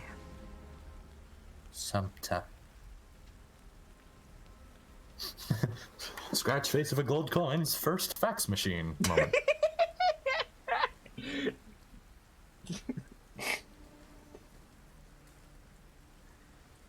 Are you saying you're some kind of thropic entity? I think she turns to face you and like gestures at the scar on her cheek. You can see it in her handout. Oh, yeah. Does this have anything to do with why you want that mask? Of course it bloody does. Is it magic, give greater control, or does it hide? Both. I see. Well, then I suppose, since I'm already trying to make my claim to my right, I suppose I have no choice but to help you, huh? Is Shago going to complain? As long as you don't attempt to steal his contract. I'm paying you. Then it shall be fine. Probably. Well, I'll just have to... technically I'm not paying you. I'm guiding you for free in exchange. Where are you going? Currently, the basin. Aldani? Correct. We believe it is connected to the disease. Sorry, the curse.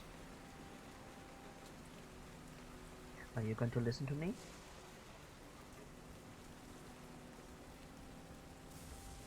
I don't see why I wouldn't. So if I tell you to run, and everything seems normal,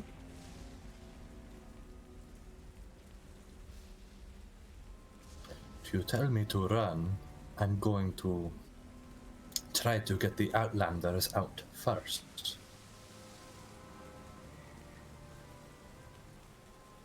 I'm not a... Never mind.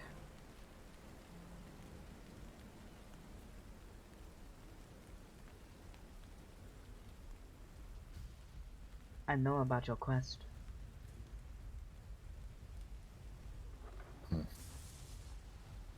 Do you now? And I can help you.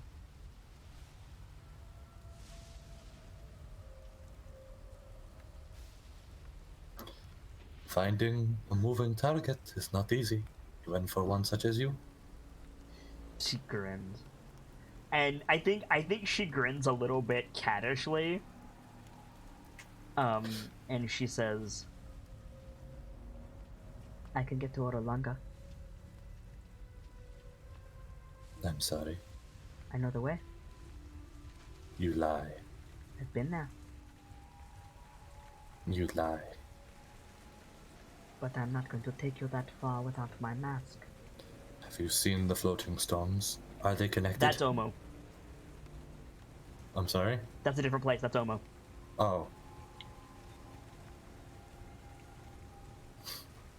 Wait, what did she say? She said Orolanga.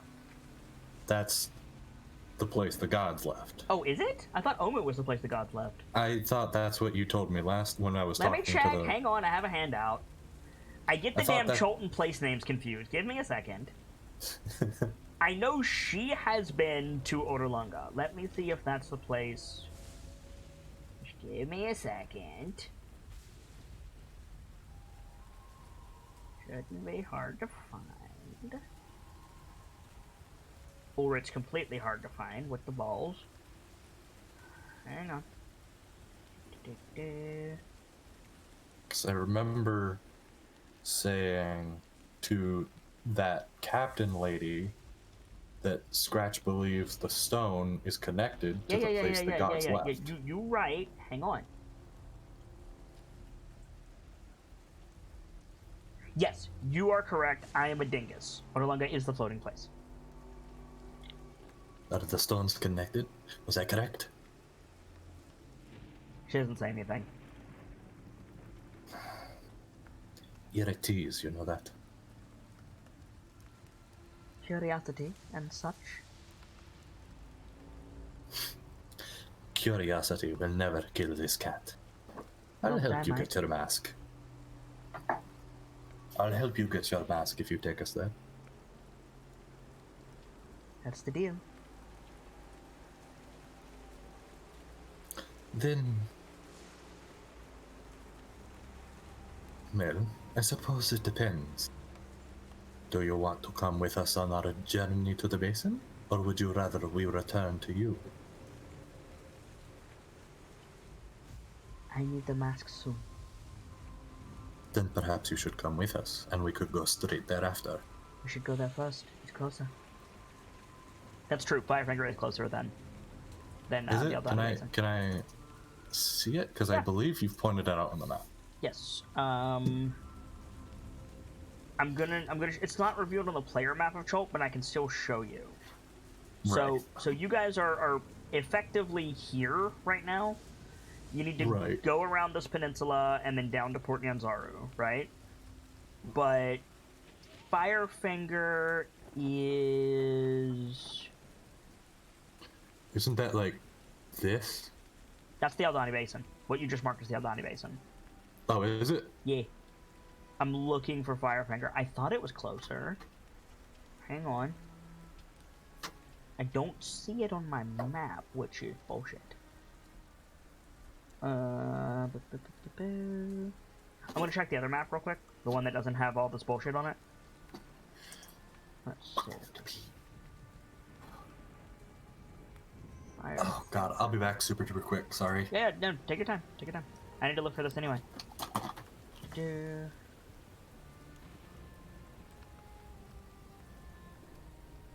we go.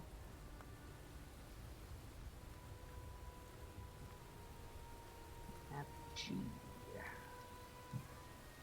Where is this? Ah! Found it. Data find. Okay, cool. We're good.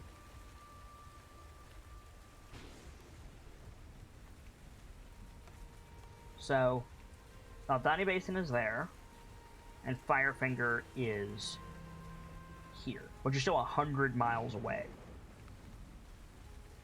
It's a bit of a distance.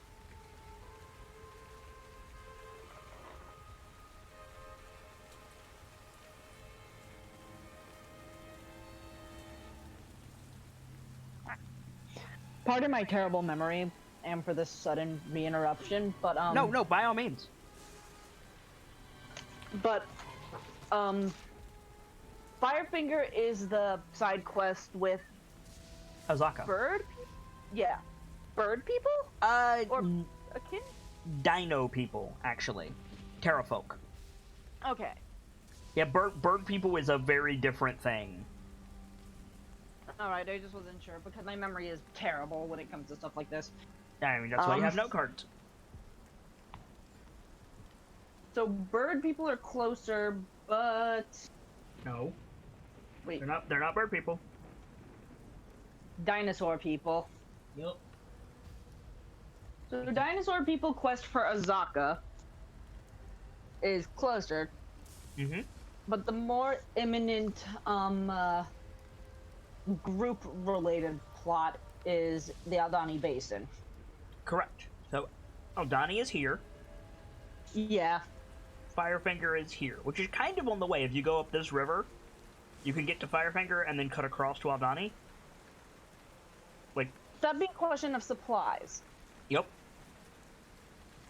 Also, can I just say that Camp Righteous and Camp Vengeance are just the biggest, like, self-righteous fucking names ever. And Oh I yeah, wanna no.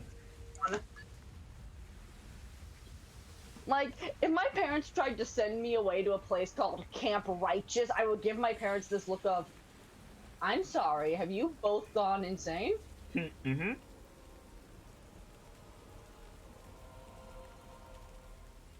Jeez.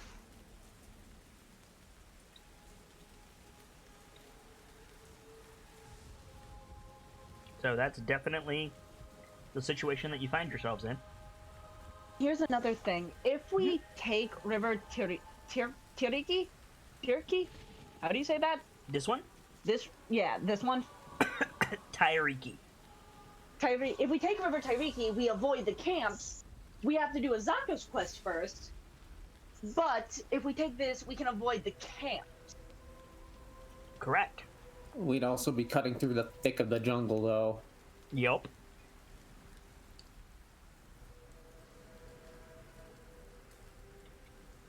This, like, brown-green, this color, Yeah. that's ghoul territory. Ah. Yeah. Anywhere in there I can throw undead at you. Got it. Good to know. Which, I mean, in fairness, by no means the worst thing I can throw at your asses.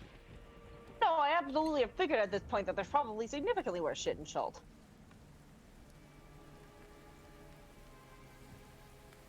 Like, fucking...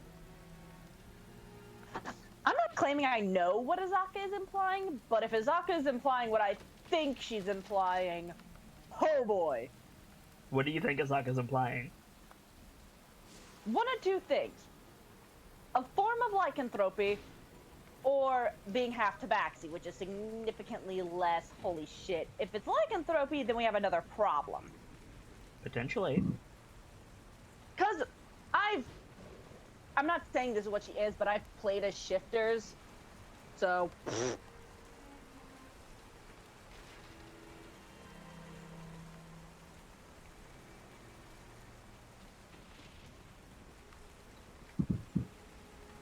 Gamzu back yet?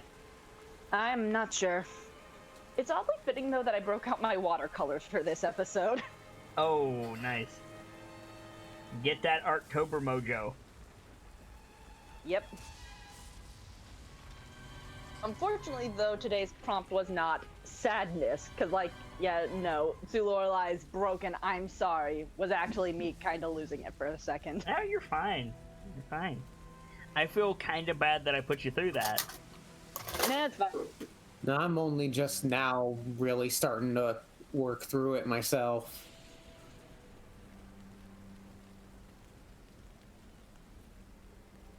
It's all the chance of the show. Sorry, what? But it's all the chance of the show. Yeah, like... I know that firsthand. I've been screaming internally this entire time. Fair. That's very fair, Hawk. I return. Welcome back, Gamzee. So, I found Firefinger. So, this is the Portnianzaro to Aldani, right? Firefinger's over here. So it is closer, but chances are it could end up being a longer trip because of that chasm. It's not a chasm, Or it's is a that river. a river? It's a river. Oh, River, so but that'd it be... mostly runs through ghoul territory, too. Yep. And I if mean, we go there first and then decide to cut across, we're going through the thick of the jungle. Yup. Which is unmapped, too. I mean, shouldn't be too bad. It's just a question of if Scratch is going to talk to the other two about this.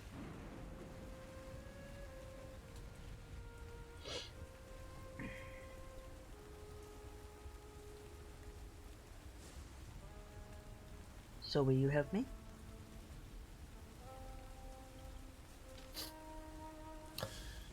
You've put a fish in front of my eyes that I cannot refuse.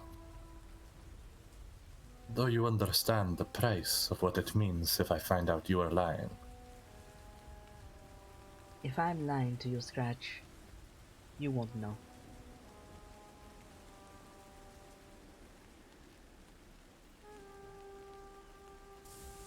Oh, hello, cat. Jesus.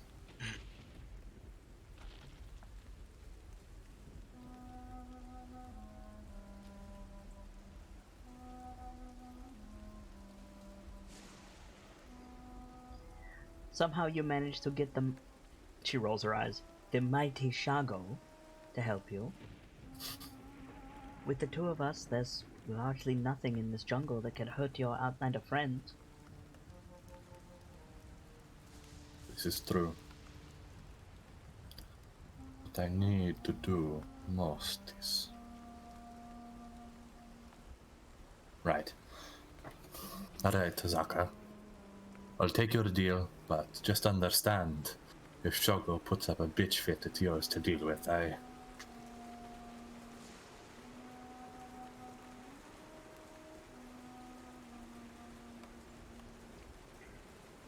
I should say, in terms of guiding, it's yours to deal with. Since As long he as has a Shago gets paid, contract, I don't think he'll care. you have a good point. That being said, scratched face of a gold coin. If I hear the word cat leave Shago's mouth, I'm shooting you. I mean, he'll probably be talking to me. Directed at me. Okay, fair. And please, I won't tell him a word that you have mine. I'm not dangerous, per se. It's even useful at times. But if things seem normal, and I can't think of an excuse to slip away, don't cause an argument. I'll just say it's lady stuff. And he gives like that cat grin. She like flinches when you say that. She's like, the blue one is a doctor. I don't want her offering to help. You know, I don't know if she actually would or not. That's a good point. Whatever. If you ask for a moment to yourself, I'll see what I can do in the moment to make sure of it. And try to keep the debauchery down to acceptable levels. What debauchery, huh? He glares at you.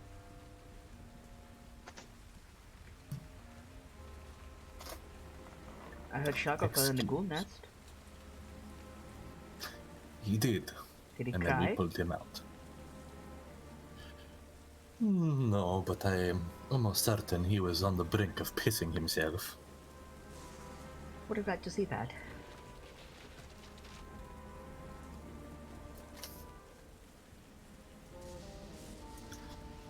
You should have seen us. A elemental decided to attack. These outlanders, there's something special.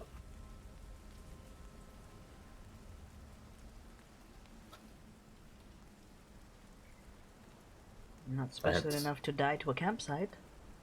Not to die to a campsite. That was my own fault.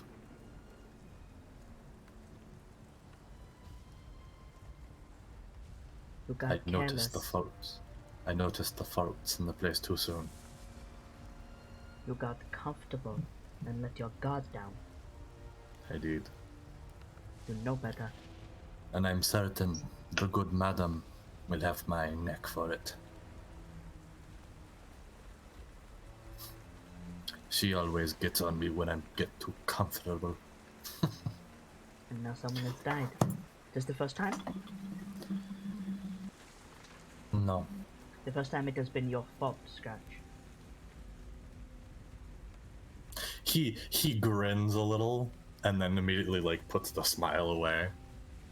Like thinking, nope, don't. The first time it has been my fault when I didn't want it to happen. Yes, Yes. obviously. It's different when Yes. it's your fault.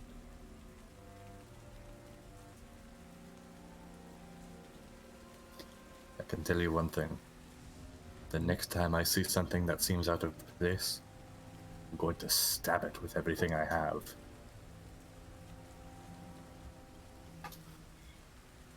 That... I don't disagree with that notion. But that feeling when something is off and you can't put your finger on it. Listen to that feeling. It will save your life.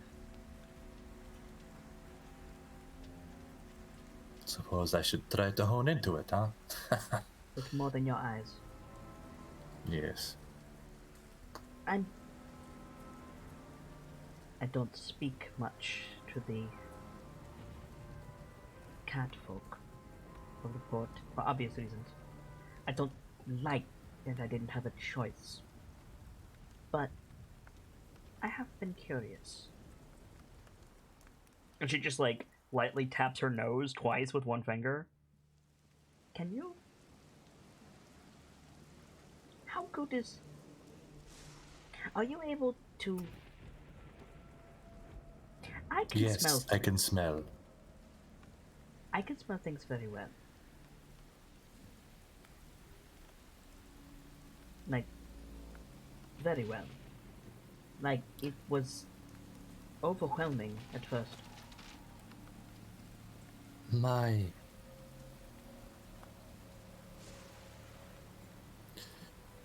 talents lie in my eyes, mostly. But I did smell out the ghoul's nest long before we reached it. It has saved my life more times than I would like to admit.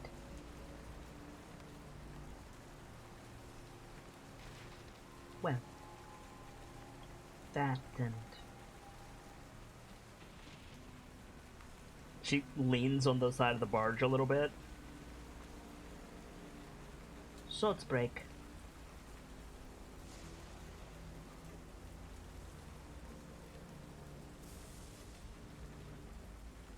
Sword break, shields crack. She shakes her head.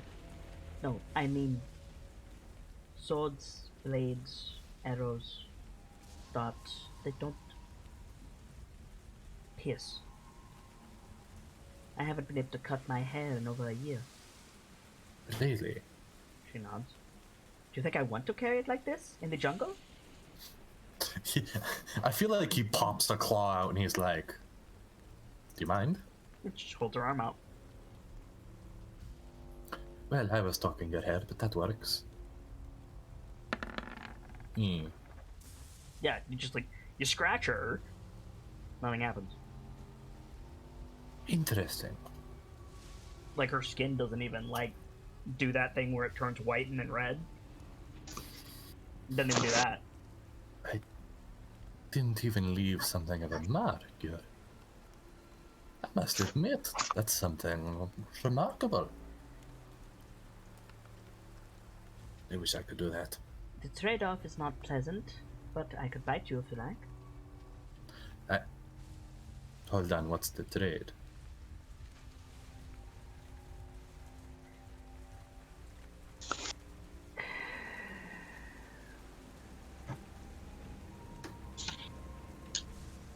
Have you ever used specific words to describe me?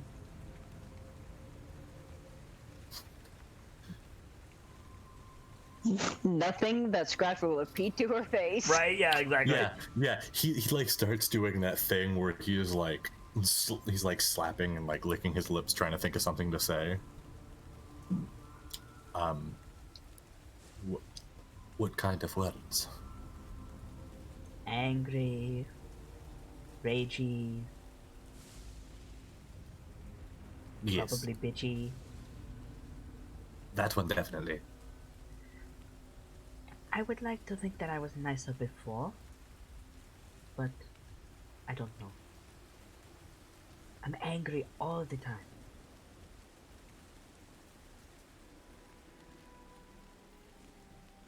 And I don't like cooked food. What? She just like raises both eyebrows, like acknowledgingly at you, like, yeah, you heard me. I think I'll pass. I sleepwalk now. At least I think it's sleepwalking.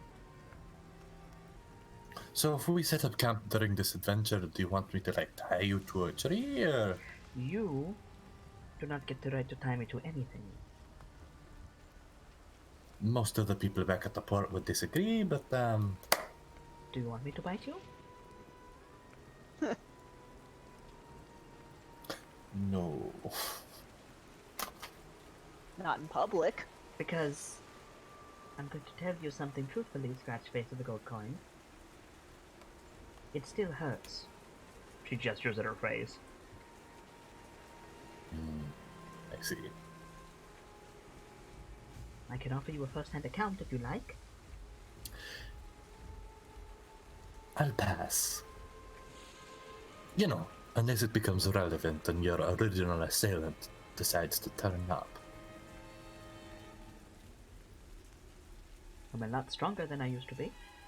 She smirks at you. She's goading you at this point. Like, Come on, you know you want it. yeah, exactly.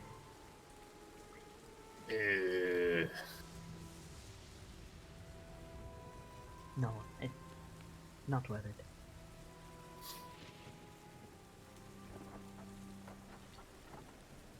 Have you ever been bitten by a cat. snake? By a snake?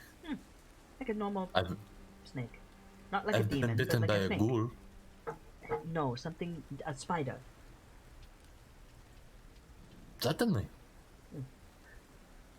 It's like that, but worse. And constant. But it's one of those things that you learn to live with. It's like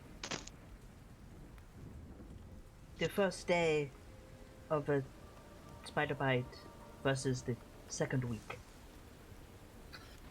The doctor may be able to offer you something, you know. Something that will dull my senses, perhaps. Primarily dull the pain, I would suspect.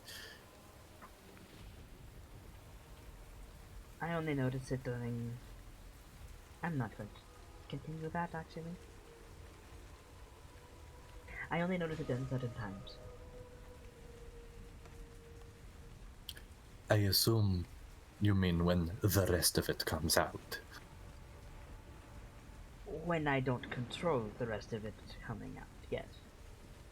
I can kind of shift back and forth. It helps. Fascinating. You wouldn't say Can't so wo- if you saw the other way that I look.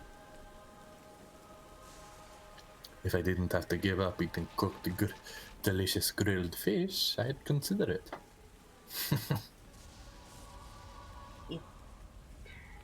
You're probably going to see it. We can't exactly not get attacked out in the jungle, but it's not like you. It's not like river and wine. It's not pretty. You That's- talk as though you become a lion on two legs. Basically. Tiger, but yes. So you're a different type of demon. The point is, perhaps I wasn't kind enough to you and the others. But you're cute, and I'm this. I mean, you're not too bad. Right now, maybe.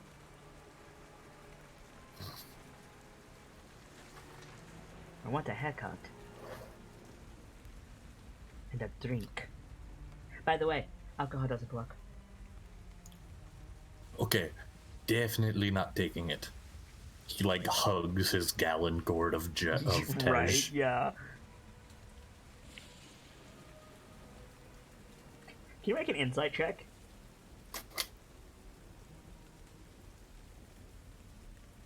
Blink. The last one, she might have been fucking with you. Wait a minute, was that the lie? You want to find out? Are you asking me to share my Tej? If Shago saw the two of us sharing a gourd of Tej, we would never make it off this barge. You probably have a point. just try not to be so kitten-like in front of me, and I probably won't be so angry. Well, if it makes you feel better, the kitten shit is an act for tourists to give me coin. You have 2 tourists with you. No. I have 2 allies with me.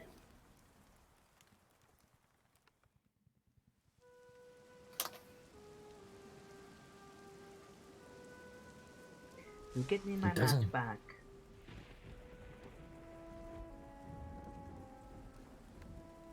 I will help you with whatever. You know this quest is ridiculous, right? I don't care if you think you're going to accomplish it. Admit that it is ridiculous, Scratch. Finding the home of the gods? And fixing the people who are dying, yes. Well, let's It's be frank. ridiculous.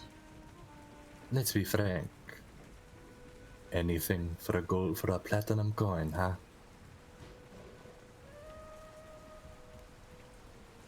That All has right. 2 meanings. Yeah, right? I think she pauses. I'm gonna roll insight, actually. I'm gonna see if Azaka got that.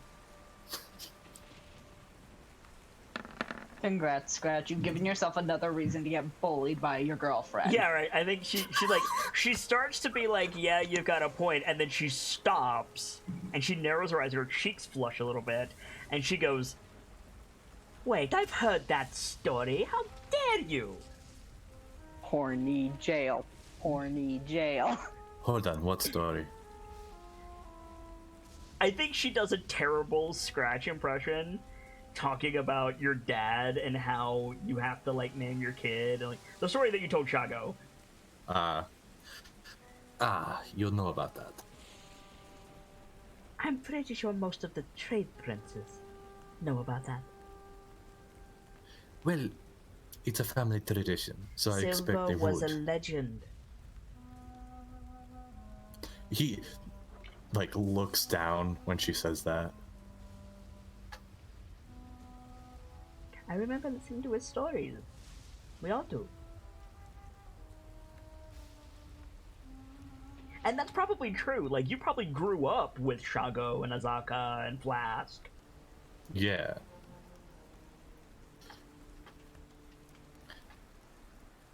Because you're all about the same age. Shoved in the lockers. Yeah, right? High school AU with Azaka, Shago, all the guides, and Scratch. Yes. Oh my god. Give me that. Weird. Scratch is that kid that can get you anything. Right? Azaka is Anything at the price. Azaka is the Shoved captain in- of the soccer team. Shago's the quarterback. Oh man. I think Scratch looks at her and says, It is a right that must be earned. And that is why I have. And you That's what- absolutely weren't asking me, right? She raises an No. eyebrow like, come on now. No, but well, he gives her the cat grin. I'm going to throw you overboard. whatever happens in the jungle, I'm going shall to throw stay in you the jungle. overboard. I'm going to throw you off this barge. He like laughs a little bit and takes I a mean, sip of his Okay, jug. yeah, you laugh a little bit. Can you make an acrobatics check for me, please? Oh, come on. Okay.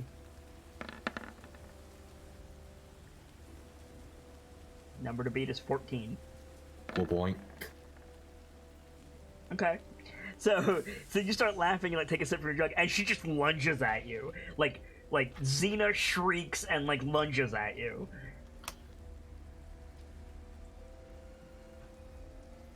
You outrolled her, so what happened? He like jumps out of the way and is like, Really? As I'm trying to take a drink? I think like her shriek made all of the like gladiators look, so she just like haughtily like brushes her hair back, grumbles about her hair, and then starts walking like back towards the lower decks. I think Scratch has officially dropped the whole like joke line of she wants me. He's just like He just like looks at all of them and goes, "How many of you have seen Tej on this boat?" And he like takes a drink. I think there's silence for a minute, and then one of the gladiators says, "If you share, what Tej?"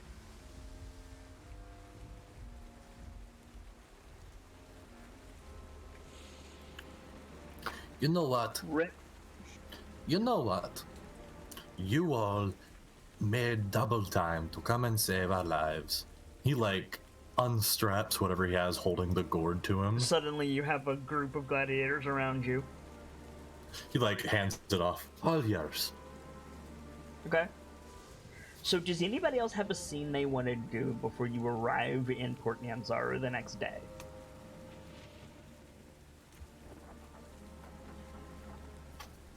Brick's just sitting below deck, staring at his gun.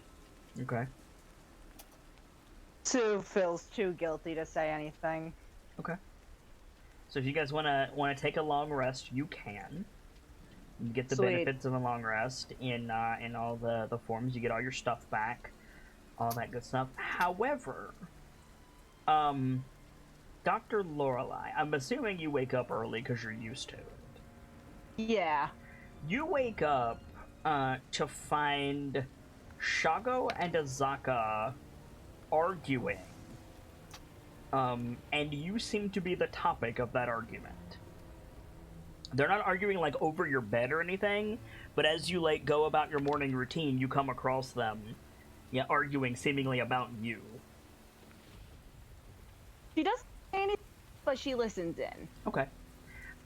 Shago is saying like when you come upon them, Azaka has just said like, "I don't care, I need to talk to her," and Shago is like, "If anybody is going to talk to the doctor," that's how you know they're talking about you. Like first thing in the morning is going to be me. And then he says like, "I think I have an in here, Azaka," and Azaka is like getting frustrated, and Shago is like, when was the last time you even got sick? What could you possibly need a doctor for? And Azaka's like, "That's not any of your business," and they're just going back and forth. Think like after that, Sue goes, excuse me? Yeah, I think Shago breaks into a wide grin, and Azaka just like turns to leave. And Shago says, "Good morning, Doctor. We should be arriving in port in a few hours." Shago, have a good night? Like, did you have a good night? Yeah. Is what she means to ask. She's just kind of a little thrown off because of the argument and So everything. Azaka like walks away, and Shago says, "As good as could be expected. Safety after a night in the jungle, or any nights in the jungle, is appreciated. One sleeps harder, but there's a bit of a pall over the barge at the moment that even the mighty Shago took notice of. What is it? You and the sergeant."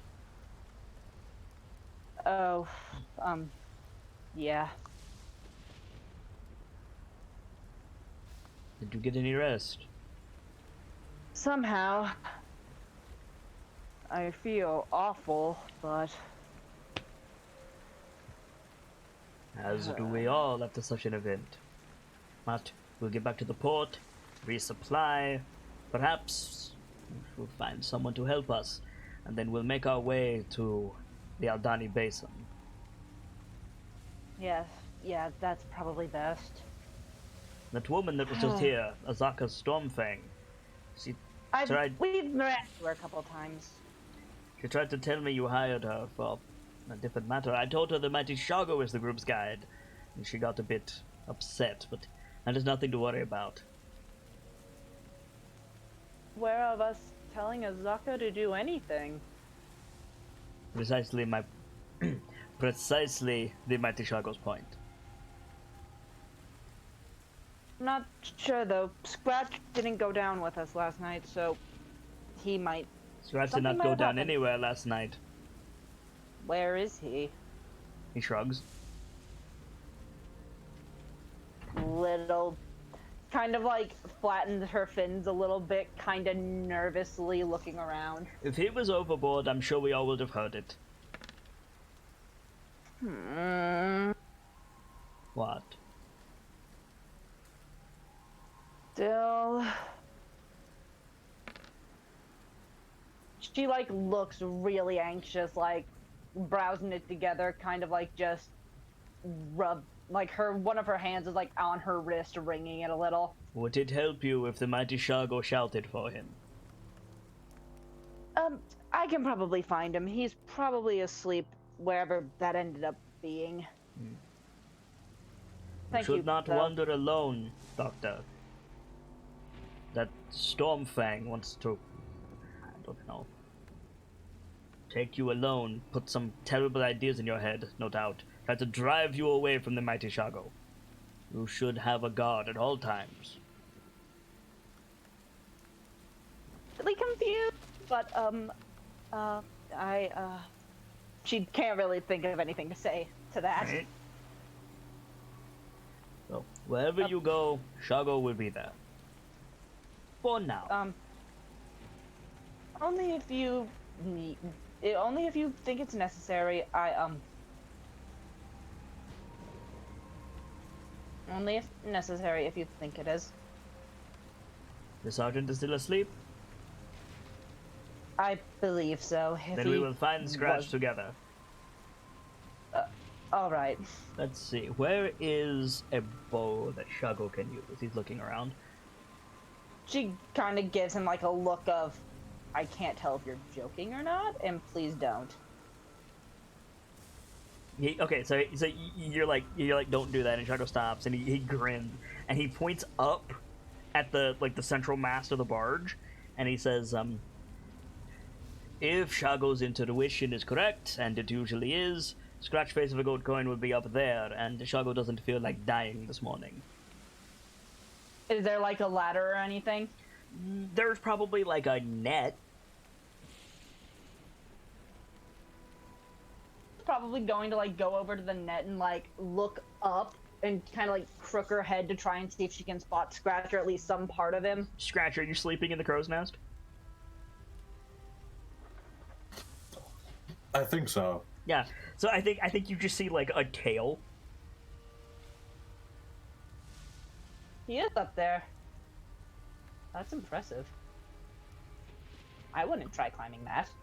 Yeah. The Tabaxi are different from you and I. Scratch! What? The doctor wants to see you. Like now? He just gestures beside him. More that you were just to confirm that you were uninjured and still on the boat. Did she kill you? I don't think I'm dead. She? Do me a favor and smash your head against the mast. Okay, I might be a little hungover, but I'm not that hungover. Hungover? Come on, I'm not going to ask. Fine, I will ask. Why are you hungover? We have work to do. I did a little bit of drinking last night. With some of the men. Some of the men, right, of course you did. Zaka didn't want any. Speaking of, did she speak to you, good doctor? Trager looks surprised. By the way, you're shouting down onto the deck, Scratch. You're like 30 feet above them. Oh yeah. Okay, just checking. Also, I hate it and I love it, but I just realized that every time Scratch climbs something like a tree, he's doing the Exorcist scuttle pretty much. Oh yeah, no, absolutely. He just starts scuttling on down the mast. Too, but I woke up, came up, and Shago and her were arguing more or less. So I don't know how much of probably that you really heard, Doctor, but I assure... Shago assures you that is nothing to concern yourself with. Well, if it's a matter of medicine, then it might be. Perhaps if she needed to talk to me, was it a matter of medicine? In a sense, yes. Then I need to talk to Azaka. Well, first let Shago me raises ask you. an eyebrow at you, Scratch, like, you dog. First, let me ask you. Can you give her something to dull pain without dulling her senses? Shago makes like a lecherous chuckle. Would I be able to do that? Can you relieve pain? I would assume that you can. That's probably your yeah, primary purpose. Yeah, relief pain, but like, I think she goes, well, of course I can, but why the specification? She brought it up last night that she heard, and I was like, well, you should talk to the doctor. And she said, well, if I do that, then she'll give me something to dull the pain and my senses. And I was like, oh, you don't know the doctor very well. Shakes her head. No, I could probably help her out without dulling her senses. Makes sense that you'd have certain pains and things. What did you two get up to, Scratch?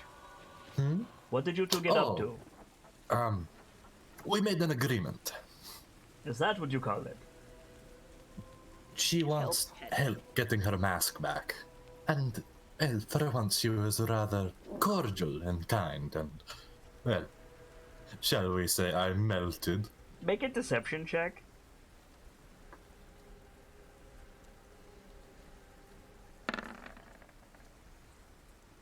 Okay.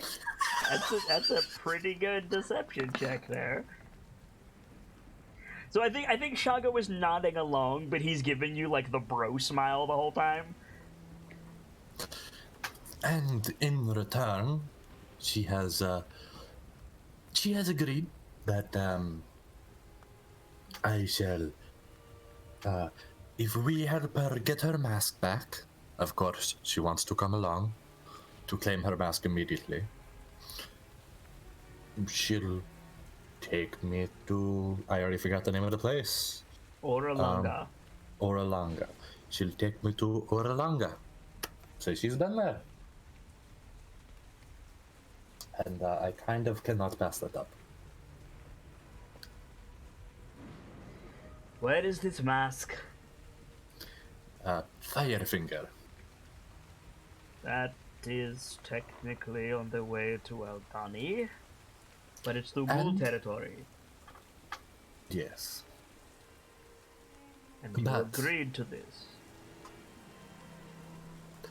when the woman asks, you must comply, huh? This seems a very odd choice for a date, Scratch.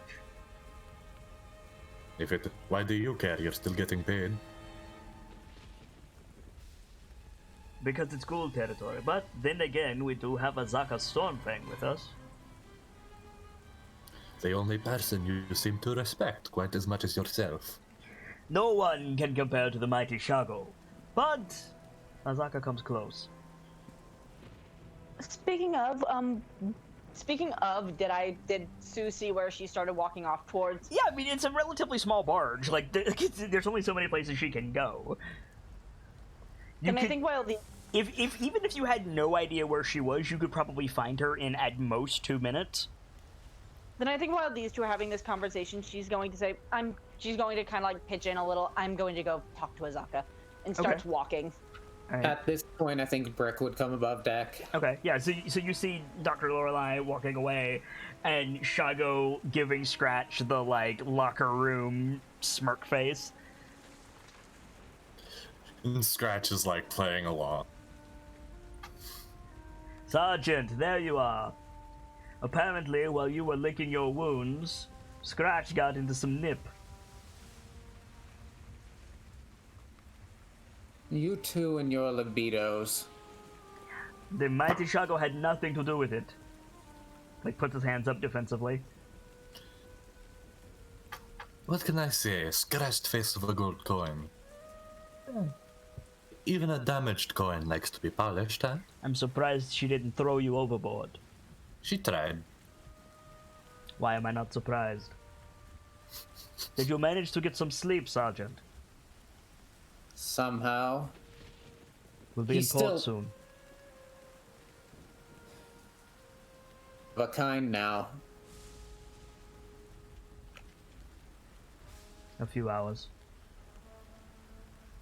Give us a chance to resupply. You'll likely want to check in with whoever it is you came with Let them know about your friend. Yeah. I don't know if you heard me. I might have cut out, but I didn't. Sorry. Yeah, Brick's still looking at the gun, and he just kind of sighs and goes, "This is one of a kind now." Yeah, no, I missed that. I thought you said what time now. My bad. Shago shakes his head. He says, "You could sell it. I know you don't want to, but you could." My friend, that is not one of a kind guaranteed. Do you not remember Sparky's interaction with Prince Wakanga? Shago looks intrigued. Right. There it is. He scratched like Baps Brick's shoulder. He showed the blueprints. Well, I don't think Sparky would have brought the blueprints here with him. They're probably still in Baldur's Gate. No, No, he sold them to Wakanga. Okay. You were there. Yep. Yeah. Alright. I mean, hey, So- if they're able to do it, Sparky's name still lives on somehow. True. And, well, what have you been calling that thing? Just a gun? No particular name? And now it's Ben Mortar. Oh, come now. I say we call it the Sparker. Nah? A good homage, if you ask me. Sounds awful. But Thunder.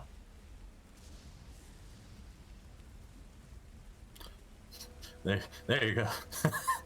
Alright. How about a spark of thunder?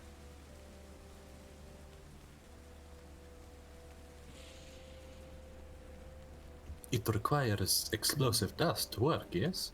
So it sparks, and then it creates thunder. And it was made by Sparky.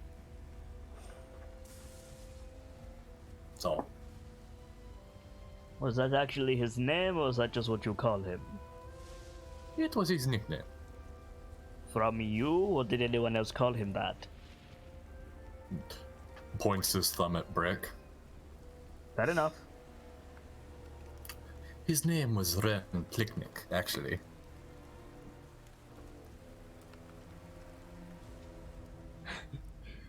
With I always told him it was a silly name. his smirk widens, and he says, "No one from the mainland is allowed to make fun of Shago's name ever again."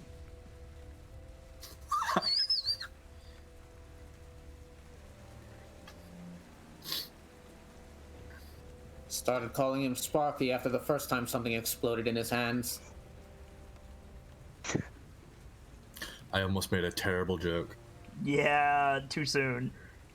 Well, no, not about Sparky. After Shago said that, I almost made a terrible joke. Ah, I.e., I heard there's a young man who's named after punching. ta!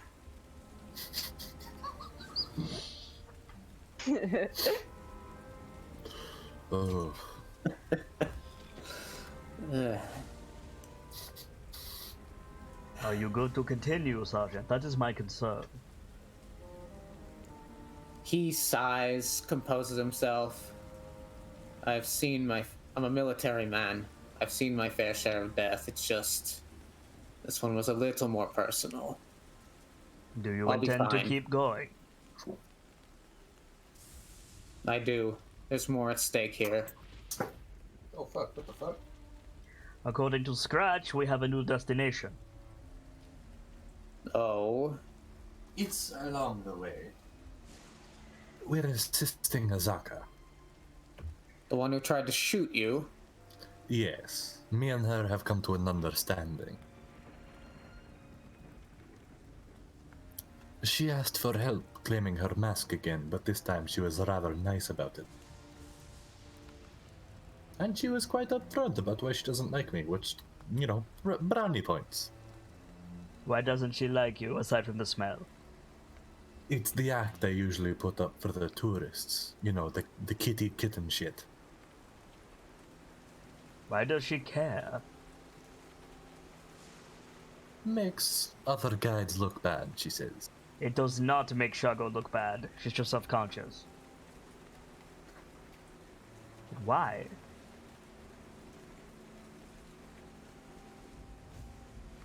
Why does it make them look bad? Why does she care? That I'm not entirely sure, but she has a point. You did not ask her. I saw no point. I had Okay. my reason. Shago will ask her. He, like, turns to go.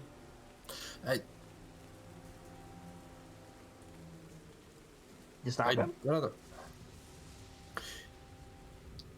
If it means so much, I shall ask her the next time I get a chance, aye? He stops. So you two are together. Honk. Not in a official capacity. Shall we say we have become friends? Aha. While those two are honeymooning, Sergeant, the mighty Shago will get you where you need to go. If you need me, I think I may If I attempt- need you, I will just listen for church bells. I will be at the good mother's location.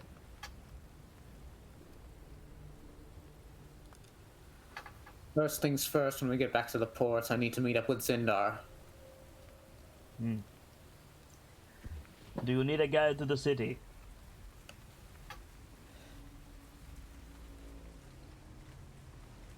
It is not part of my standard package, but Shago will help you. Though, we have things we need to do to prepare for the longer journey. I think I've absorbed some amount of it my first time there, but Are we staying overnight, or are we leaving before sunset?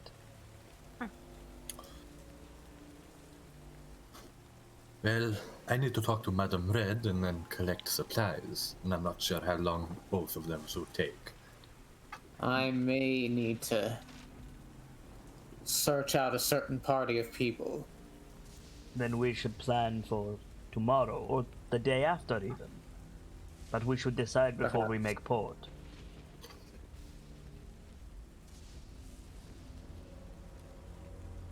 I'm leaning more towards tomorrow, out of character. Right. Yeah, I think you guys are going to need at least a day to get your stuff together, if not two. Yeah, Especially I agree, tomorrow. to get the new guy in the party. Yeah. Scratch, I will find you in Madame Red's market. Right. Sergeant, where are you staying? Probably at the Thundering Lizard. Do not venture too far from there. Shago will find you. Very well. So we cross fade over to Dr. Lorelei. You find Azaka standing, like, she's got one foot on the side of the barge and the other foot is like up on the figurehead, and she's holding onto a rope and she's just like watching as the boat gets towards port.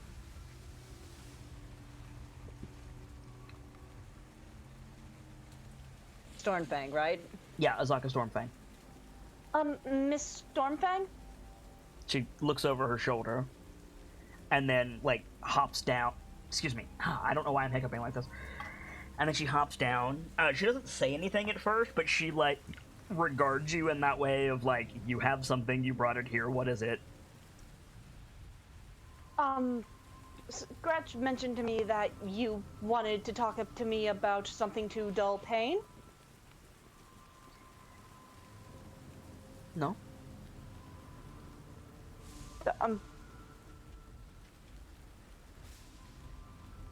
Out of character, did I just remember just misremember what he said? No, that's what he said.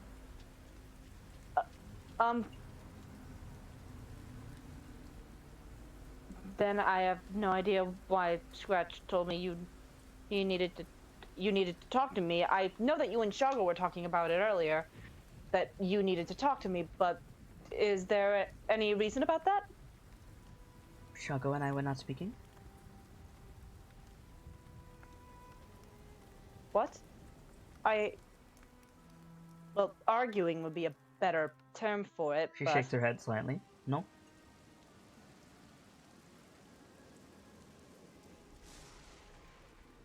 Would it be investigation to see if I could tell if something's going screwy? Well, I mean, she's obviously lying to you. Like, it would be insight to determine that. But, like, no, they damn near woke you up. Like, of course they were having a conversation, but she's just denying it outright. You're not sure why.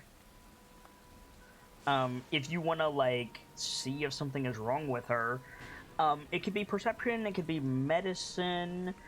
Medicine, you're going to take a penalty because there's no way she's going to let you examine her. But perception, you could just, like, look her over. Then I'll take perception. Okay. I have inspiration. I'm going to use that to re-roll. Okay.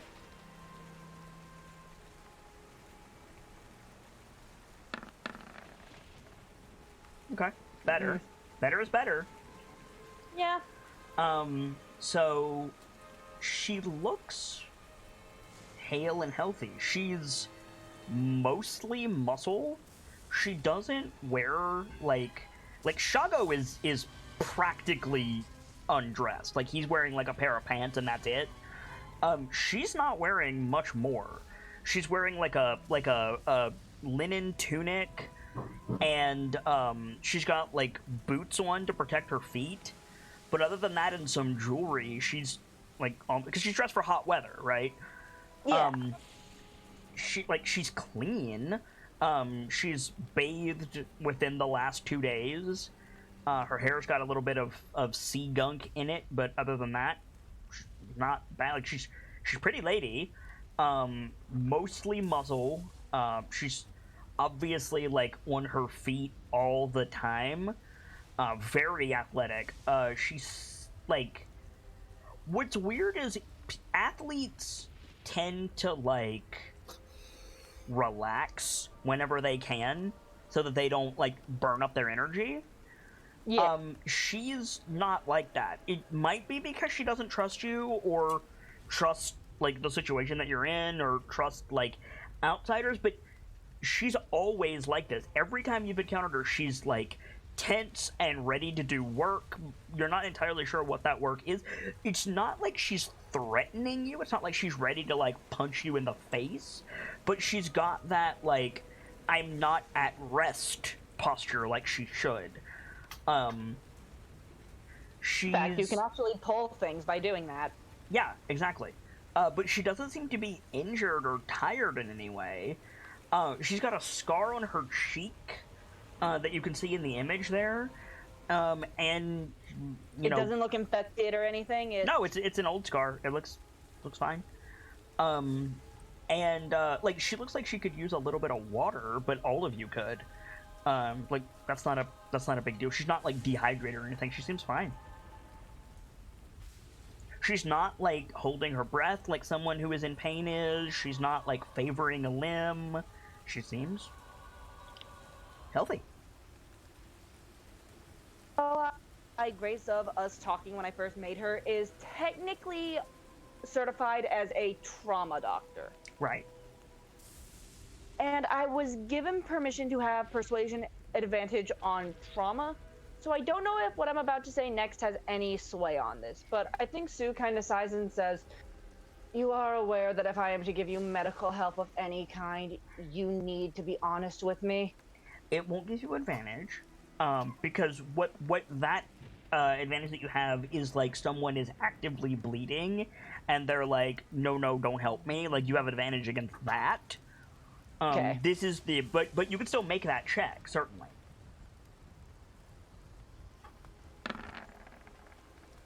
Nope. Yeah, I think she just like narrows her eyes slightly, not like defensively, but just like, okay, I'm listening, I'm reacting because you're listening, and then she says, I will keep that in mind if I need your assistance, Doctor.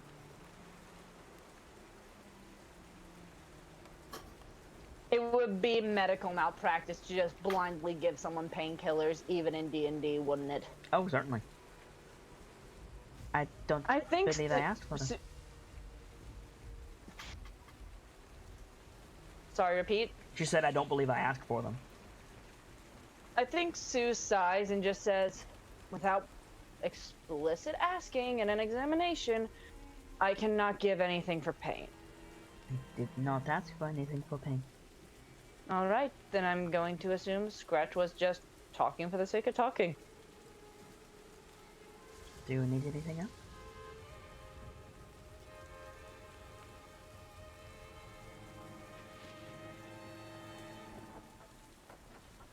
Sibs? I'm trying to think. Okay. What kind of medical supplies would I need for the jungle? I was asked about anti-venom, so do you know where I could go about getting that? Certainly, I can help you with supplies. You'll need bug repellent, anti-venom. I can help you with all of this. Bug repellent, anti-venom, some new healer's kits would be nice. Since I used a good bit of mine. I have money, yes. Perfect. I'll help you when we make port. Nods, starts walking away. Vaguely irritated. Yeah, you start to walk away, and then you notice after like a step that Azaka's following you. Walks a couple more paces. Yeah, she walks a couple more paces. Keeps walking. Are you sure you don't need anything? I don't mind helping at all. It's what I live to do. Helping you. Aren't I? All right. Of course. I'd greatly appreciate it. Yeah. But she's following you. Starts walking back towards the others. Yeah.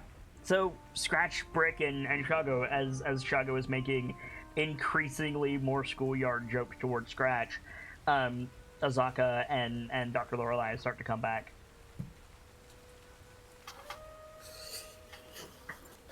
Ah, there they are. Is everything sorted? Did something need to be sorted? Shrugs.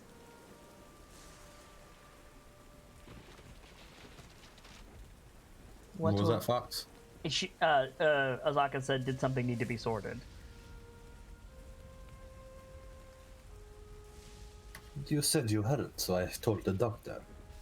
I didn't tell you anything like that. He like raises an eyebrow. She glares Right. at you behind the doctor. Right, must have been a dream that got a little too real because of the Tej. So you were dreaming about her.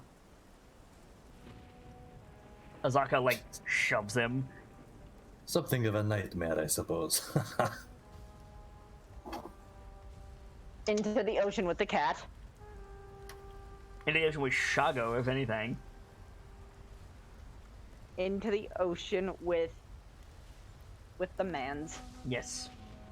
Into the ocean with the men. Be gone with them. I think, awkwardly, Azaka, like, holds her hand out to shake towards Brick. And I think she says, I don't think we've been properly introduced.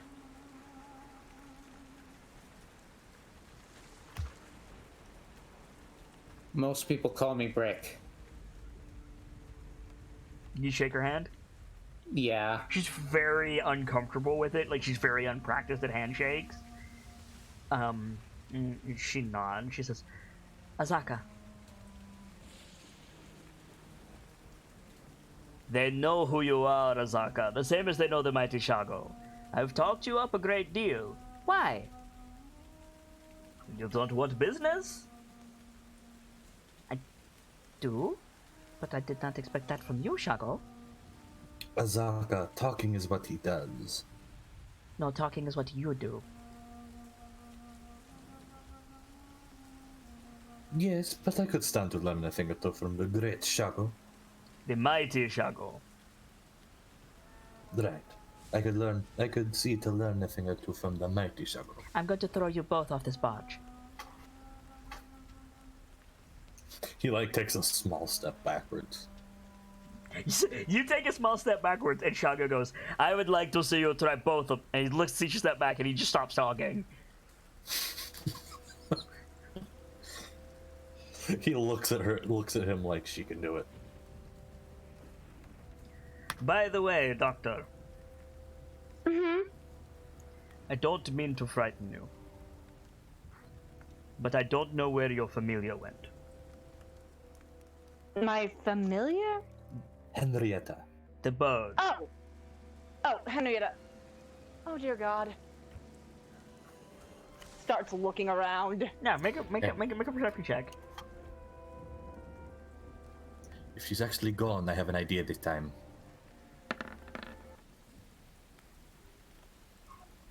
Oh god, here comes the fucking Henrietta music. Yeah. And it had to come before the end of the episode. Oh yeah. Has to be a Henrietta scene. So I'm sorry. Are you complaining? Absolutely not. I am grateful. I think we need some levity. So I think you start looking around. I think you all start looking around, and then Azaka goes, "What are we looking for?" A chicken. I'm sorry? It is a chicken. Henrietta. I am convinced it is a chaos god of Chult come home. I got her for delivering a baby. I doubt that Henrietta is that. So with a 14, you don't immediately see Henrietta. Where is she? You don't know. Oh. So Scratch, Knowing that bird, she's somewhere, but she could be anywhere on this boat. you're looking around, Scratch, and because you stepped away from the others, you stepped closer to the rail.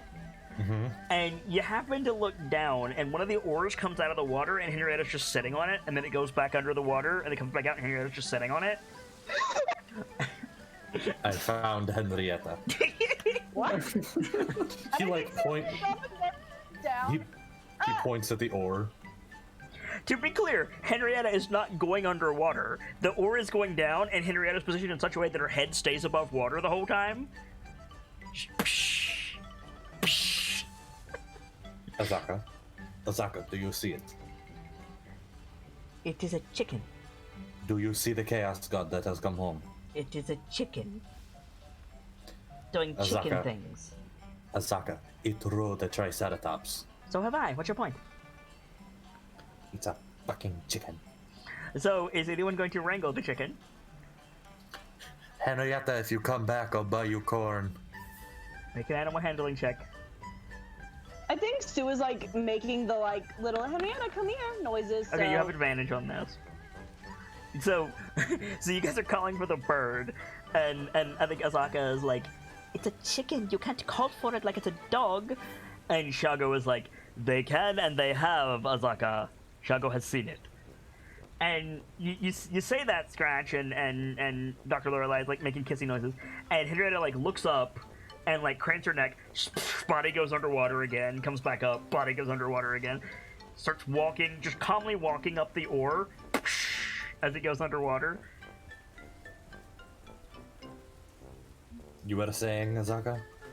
I mean, it's not there yet. It's just like with a buck, it just like jumps through the oar window, and you hear someone shout from below deck. Like starts running off. I need to make a harness for her or something. Is it a shout or is it like an It's a intelligible shout because where the dude is rowing the oars suddenly manifested a chicken. No, is it like an intelligible shout or is it a what the fuck? Yeah, it's like the wall just gave birth to a chicken. Like what? Ah! Like yeah.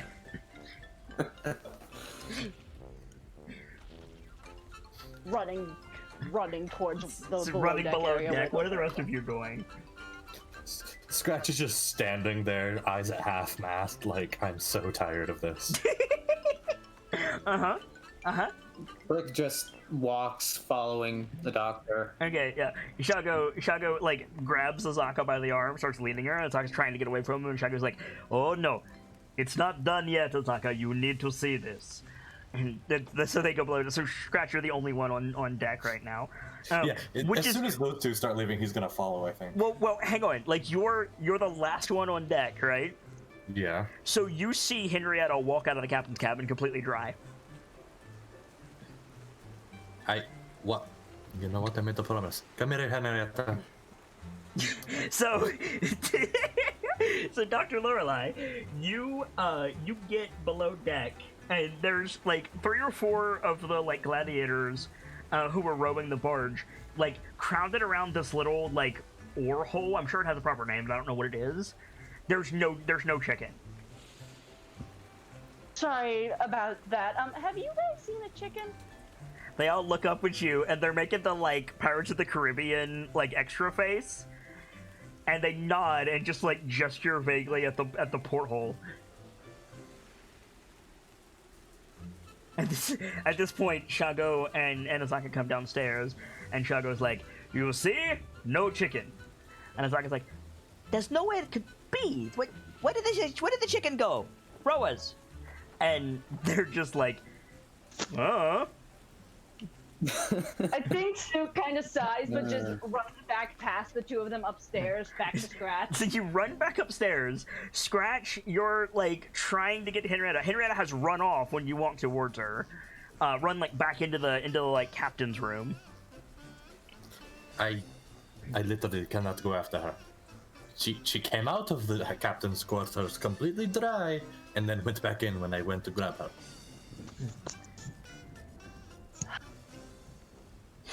Walks towards the captain's quarters. Right. Now the door's open.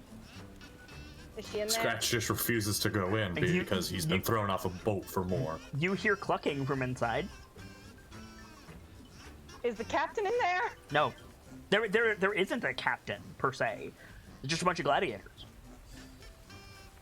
I think Sue, like, says, "Henrietta, come here." The clucking Animal gets louder. handling. The clucking gets louder, but nothing happens. I guess Henrietta doesn't want that corn. You go in? Yeah. Yeah. So you go in, and so it's mostly like vacant because there's no captains. In fact, nobody's sleeping in here. But sitting at the desk, like the desk, there's a desk in here where the captain would like make notes and stuff, and the chair has been pulled back, and sitting on the chair facing the desk with a captain's hat on its head is Henrietta. I think Sue, like, starts giggling a little. Well, aren't you a professional? I she, hate like, it here. walks closer. And she, like, starts to walk closer. Okay, yeah, you start to walk closer, and Henrietta just like balks demurely. What does demurely mean? Because I'm stupid. Like, gently. Yeah, no, Sue just walks as close as she can. Yeah, you can walk right up to the chair. And then, like, reaches a head out to, like, scratch her head. Yeah. You scratch the chicken on the head. It's your chicken. Alright, you come with me now. Goes to pick her up and Pick up- take the hat off of her. Pick up the chicken, take the hat off of her, and you notice that when you take the hat off of her, her plumage is a different color. She looks a little bit more like the local chickens. She's got more green in her feathers than she did previously. She's going to look into the hat. Okay. The hat's got like some feathers in it. Like, does it have, like, a dye or something in it? Like, what No. color is the hat? The hat's like white. So there's absolutely no reason. No, it's a chaos god. Fuck you, it's a chaos god. She was, like, going to, like, just look. Like, is there any distinguishing marks that tells to Lorelei that this might not be her chicken? No, it's absolutely Henrietta. Somehow you know in the bottom of your heart that this is Henrietta. What would it be to decide? Can you if it's, restart like, your Discord something- real quick? Huh? Can you just restart your Discord real quick? Thank you. Once again, my father has slinked out of the darkness and given me food. Nice. Okay. Much Better. better. You were saying? All right. Is there anything I could roll to like see if this is magic or some shit, or if this is just? Yeah, you can gotta make an roll with- Arcana check if you like. Scratch, make it a religion check. You can, Okay. you do not see any obvious magical effects emanating from Henrietta. I'm Scratch, going to just if assume- you want to make a religion check, you can. I'm going to just assume you got dirty. You And start get like walking out of the some gentle like bucking in reply. Starts walking out of the cabin. Okay, so you walk out. So Scratch, you see Dr. Lorelei walk out of the cabin, and she's holding like a local like jungle fowl. Good doctor, that is a jungle fowl. Nope. It's a Henrietta. I'm sorry, are you telling me that Henrietta changed the color of her feathers? I'm guessing she might have just gotten dirty. She was in the ocean after all. I think Scratch like takes a deep breath. Mind you, walks- Henrietta is completely dry under your arm like a football. He's gonna walk to the front of the barge and just scream, "This chicken is a chaos god."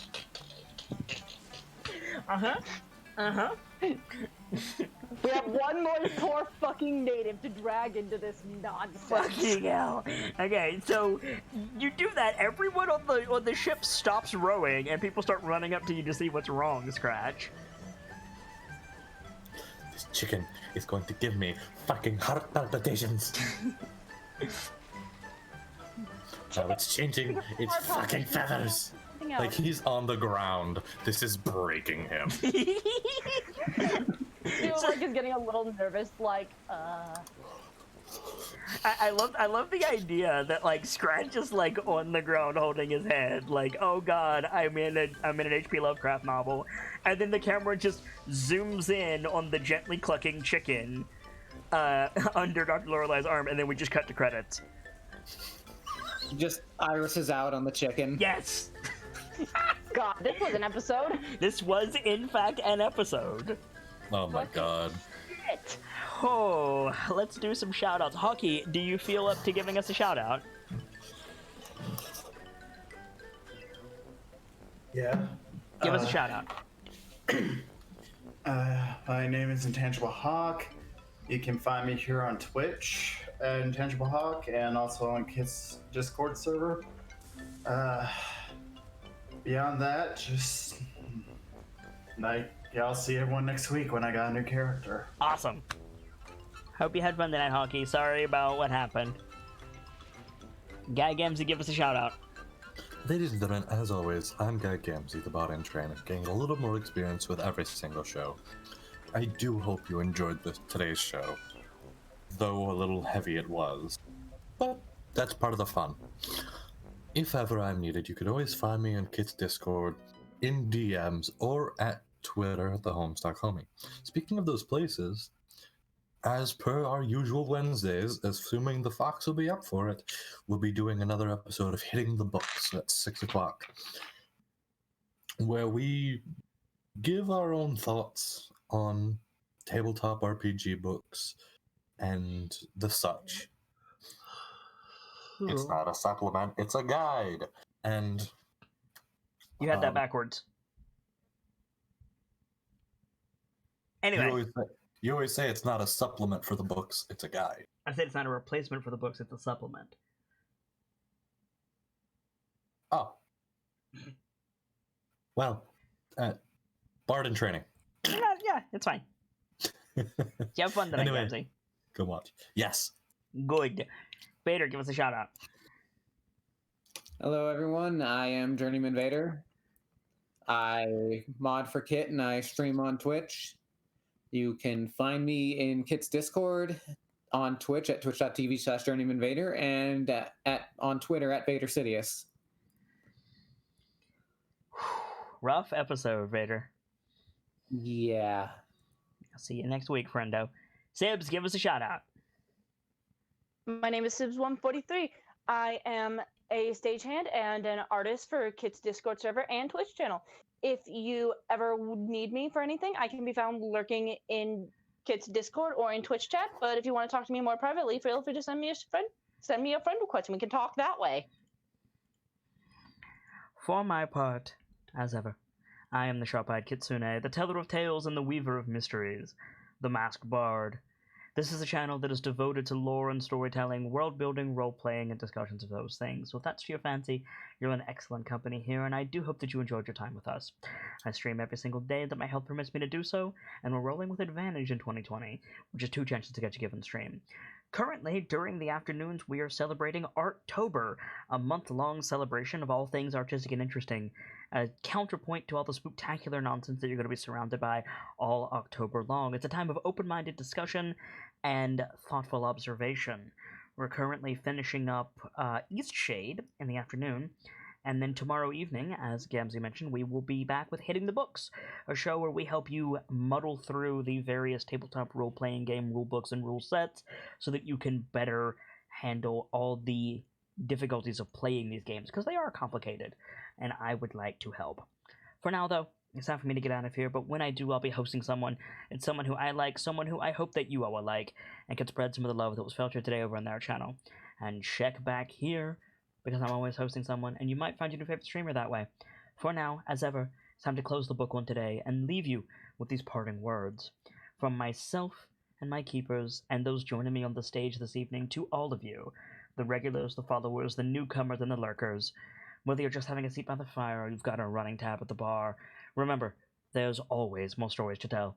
And hopefully, I'll see you all tomorrow as we get back into Arttober, or otherwise with Hitting the Books in the evening, and a new chapter. Good night, you guys. Thank you so much for stopping by, and hope to see you again soon.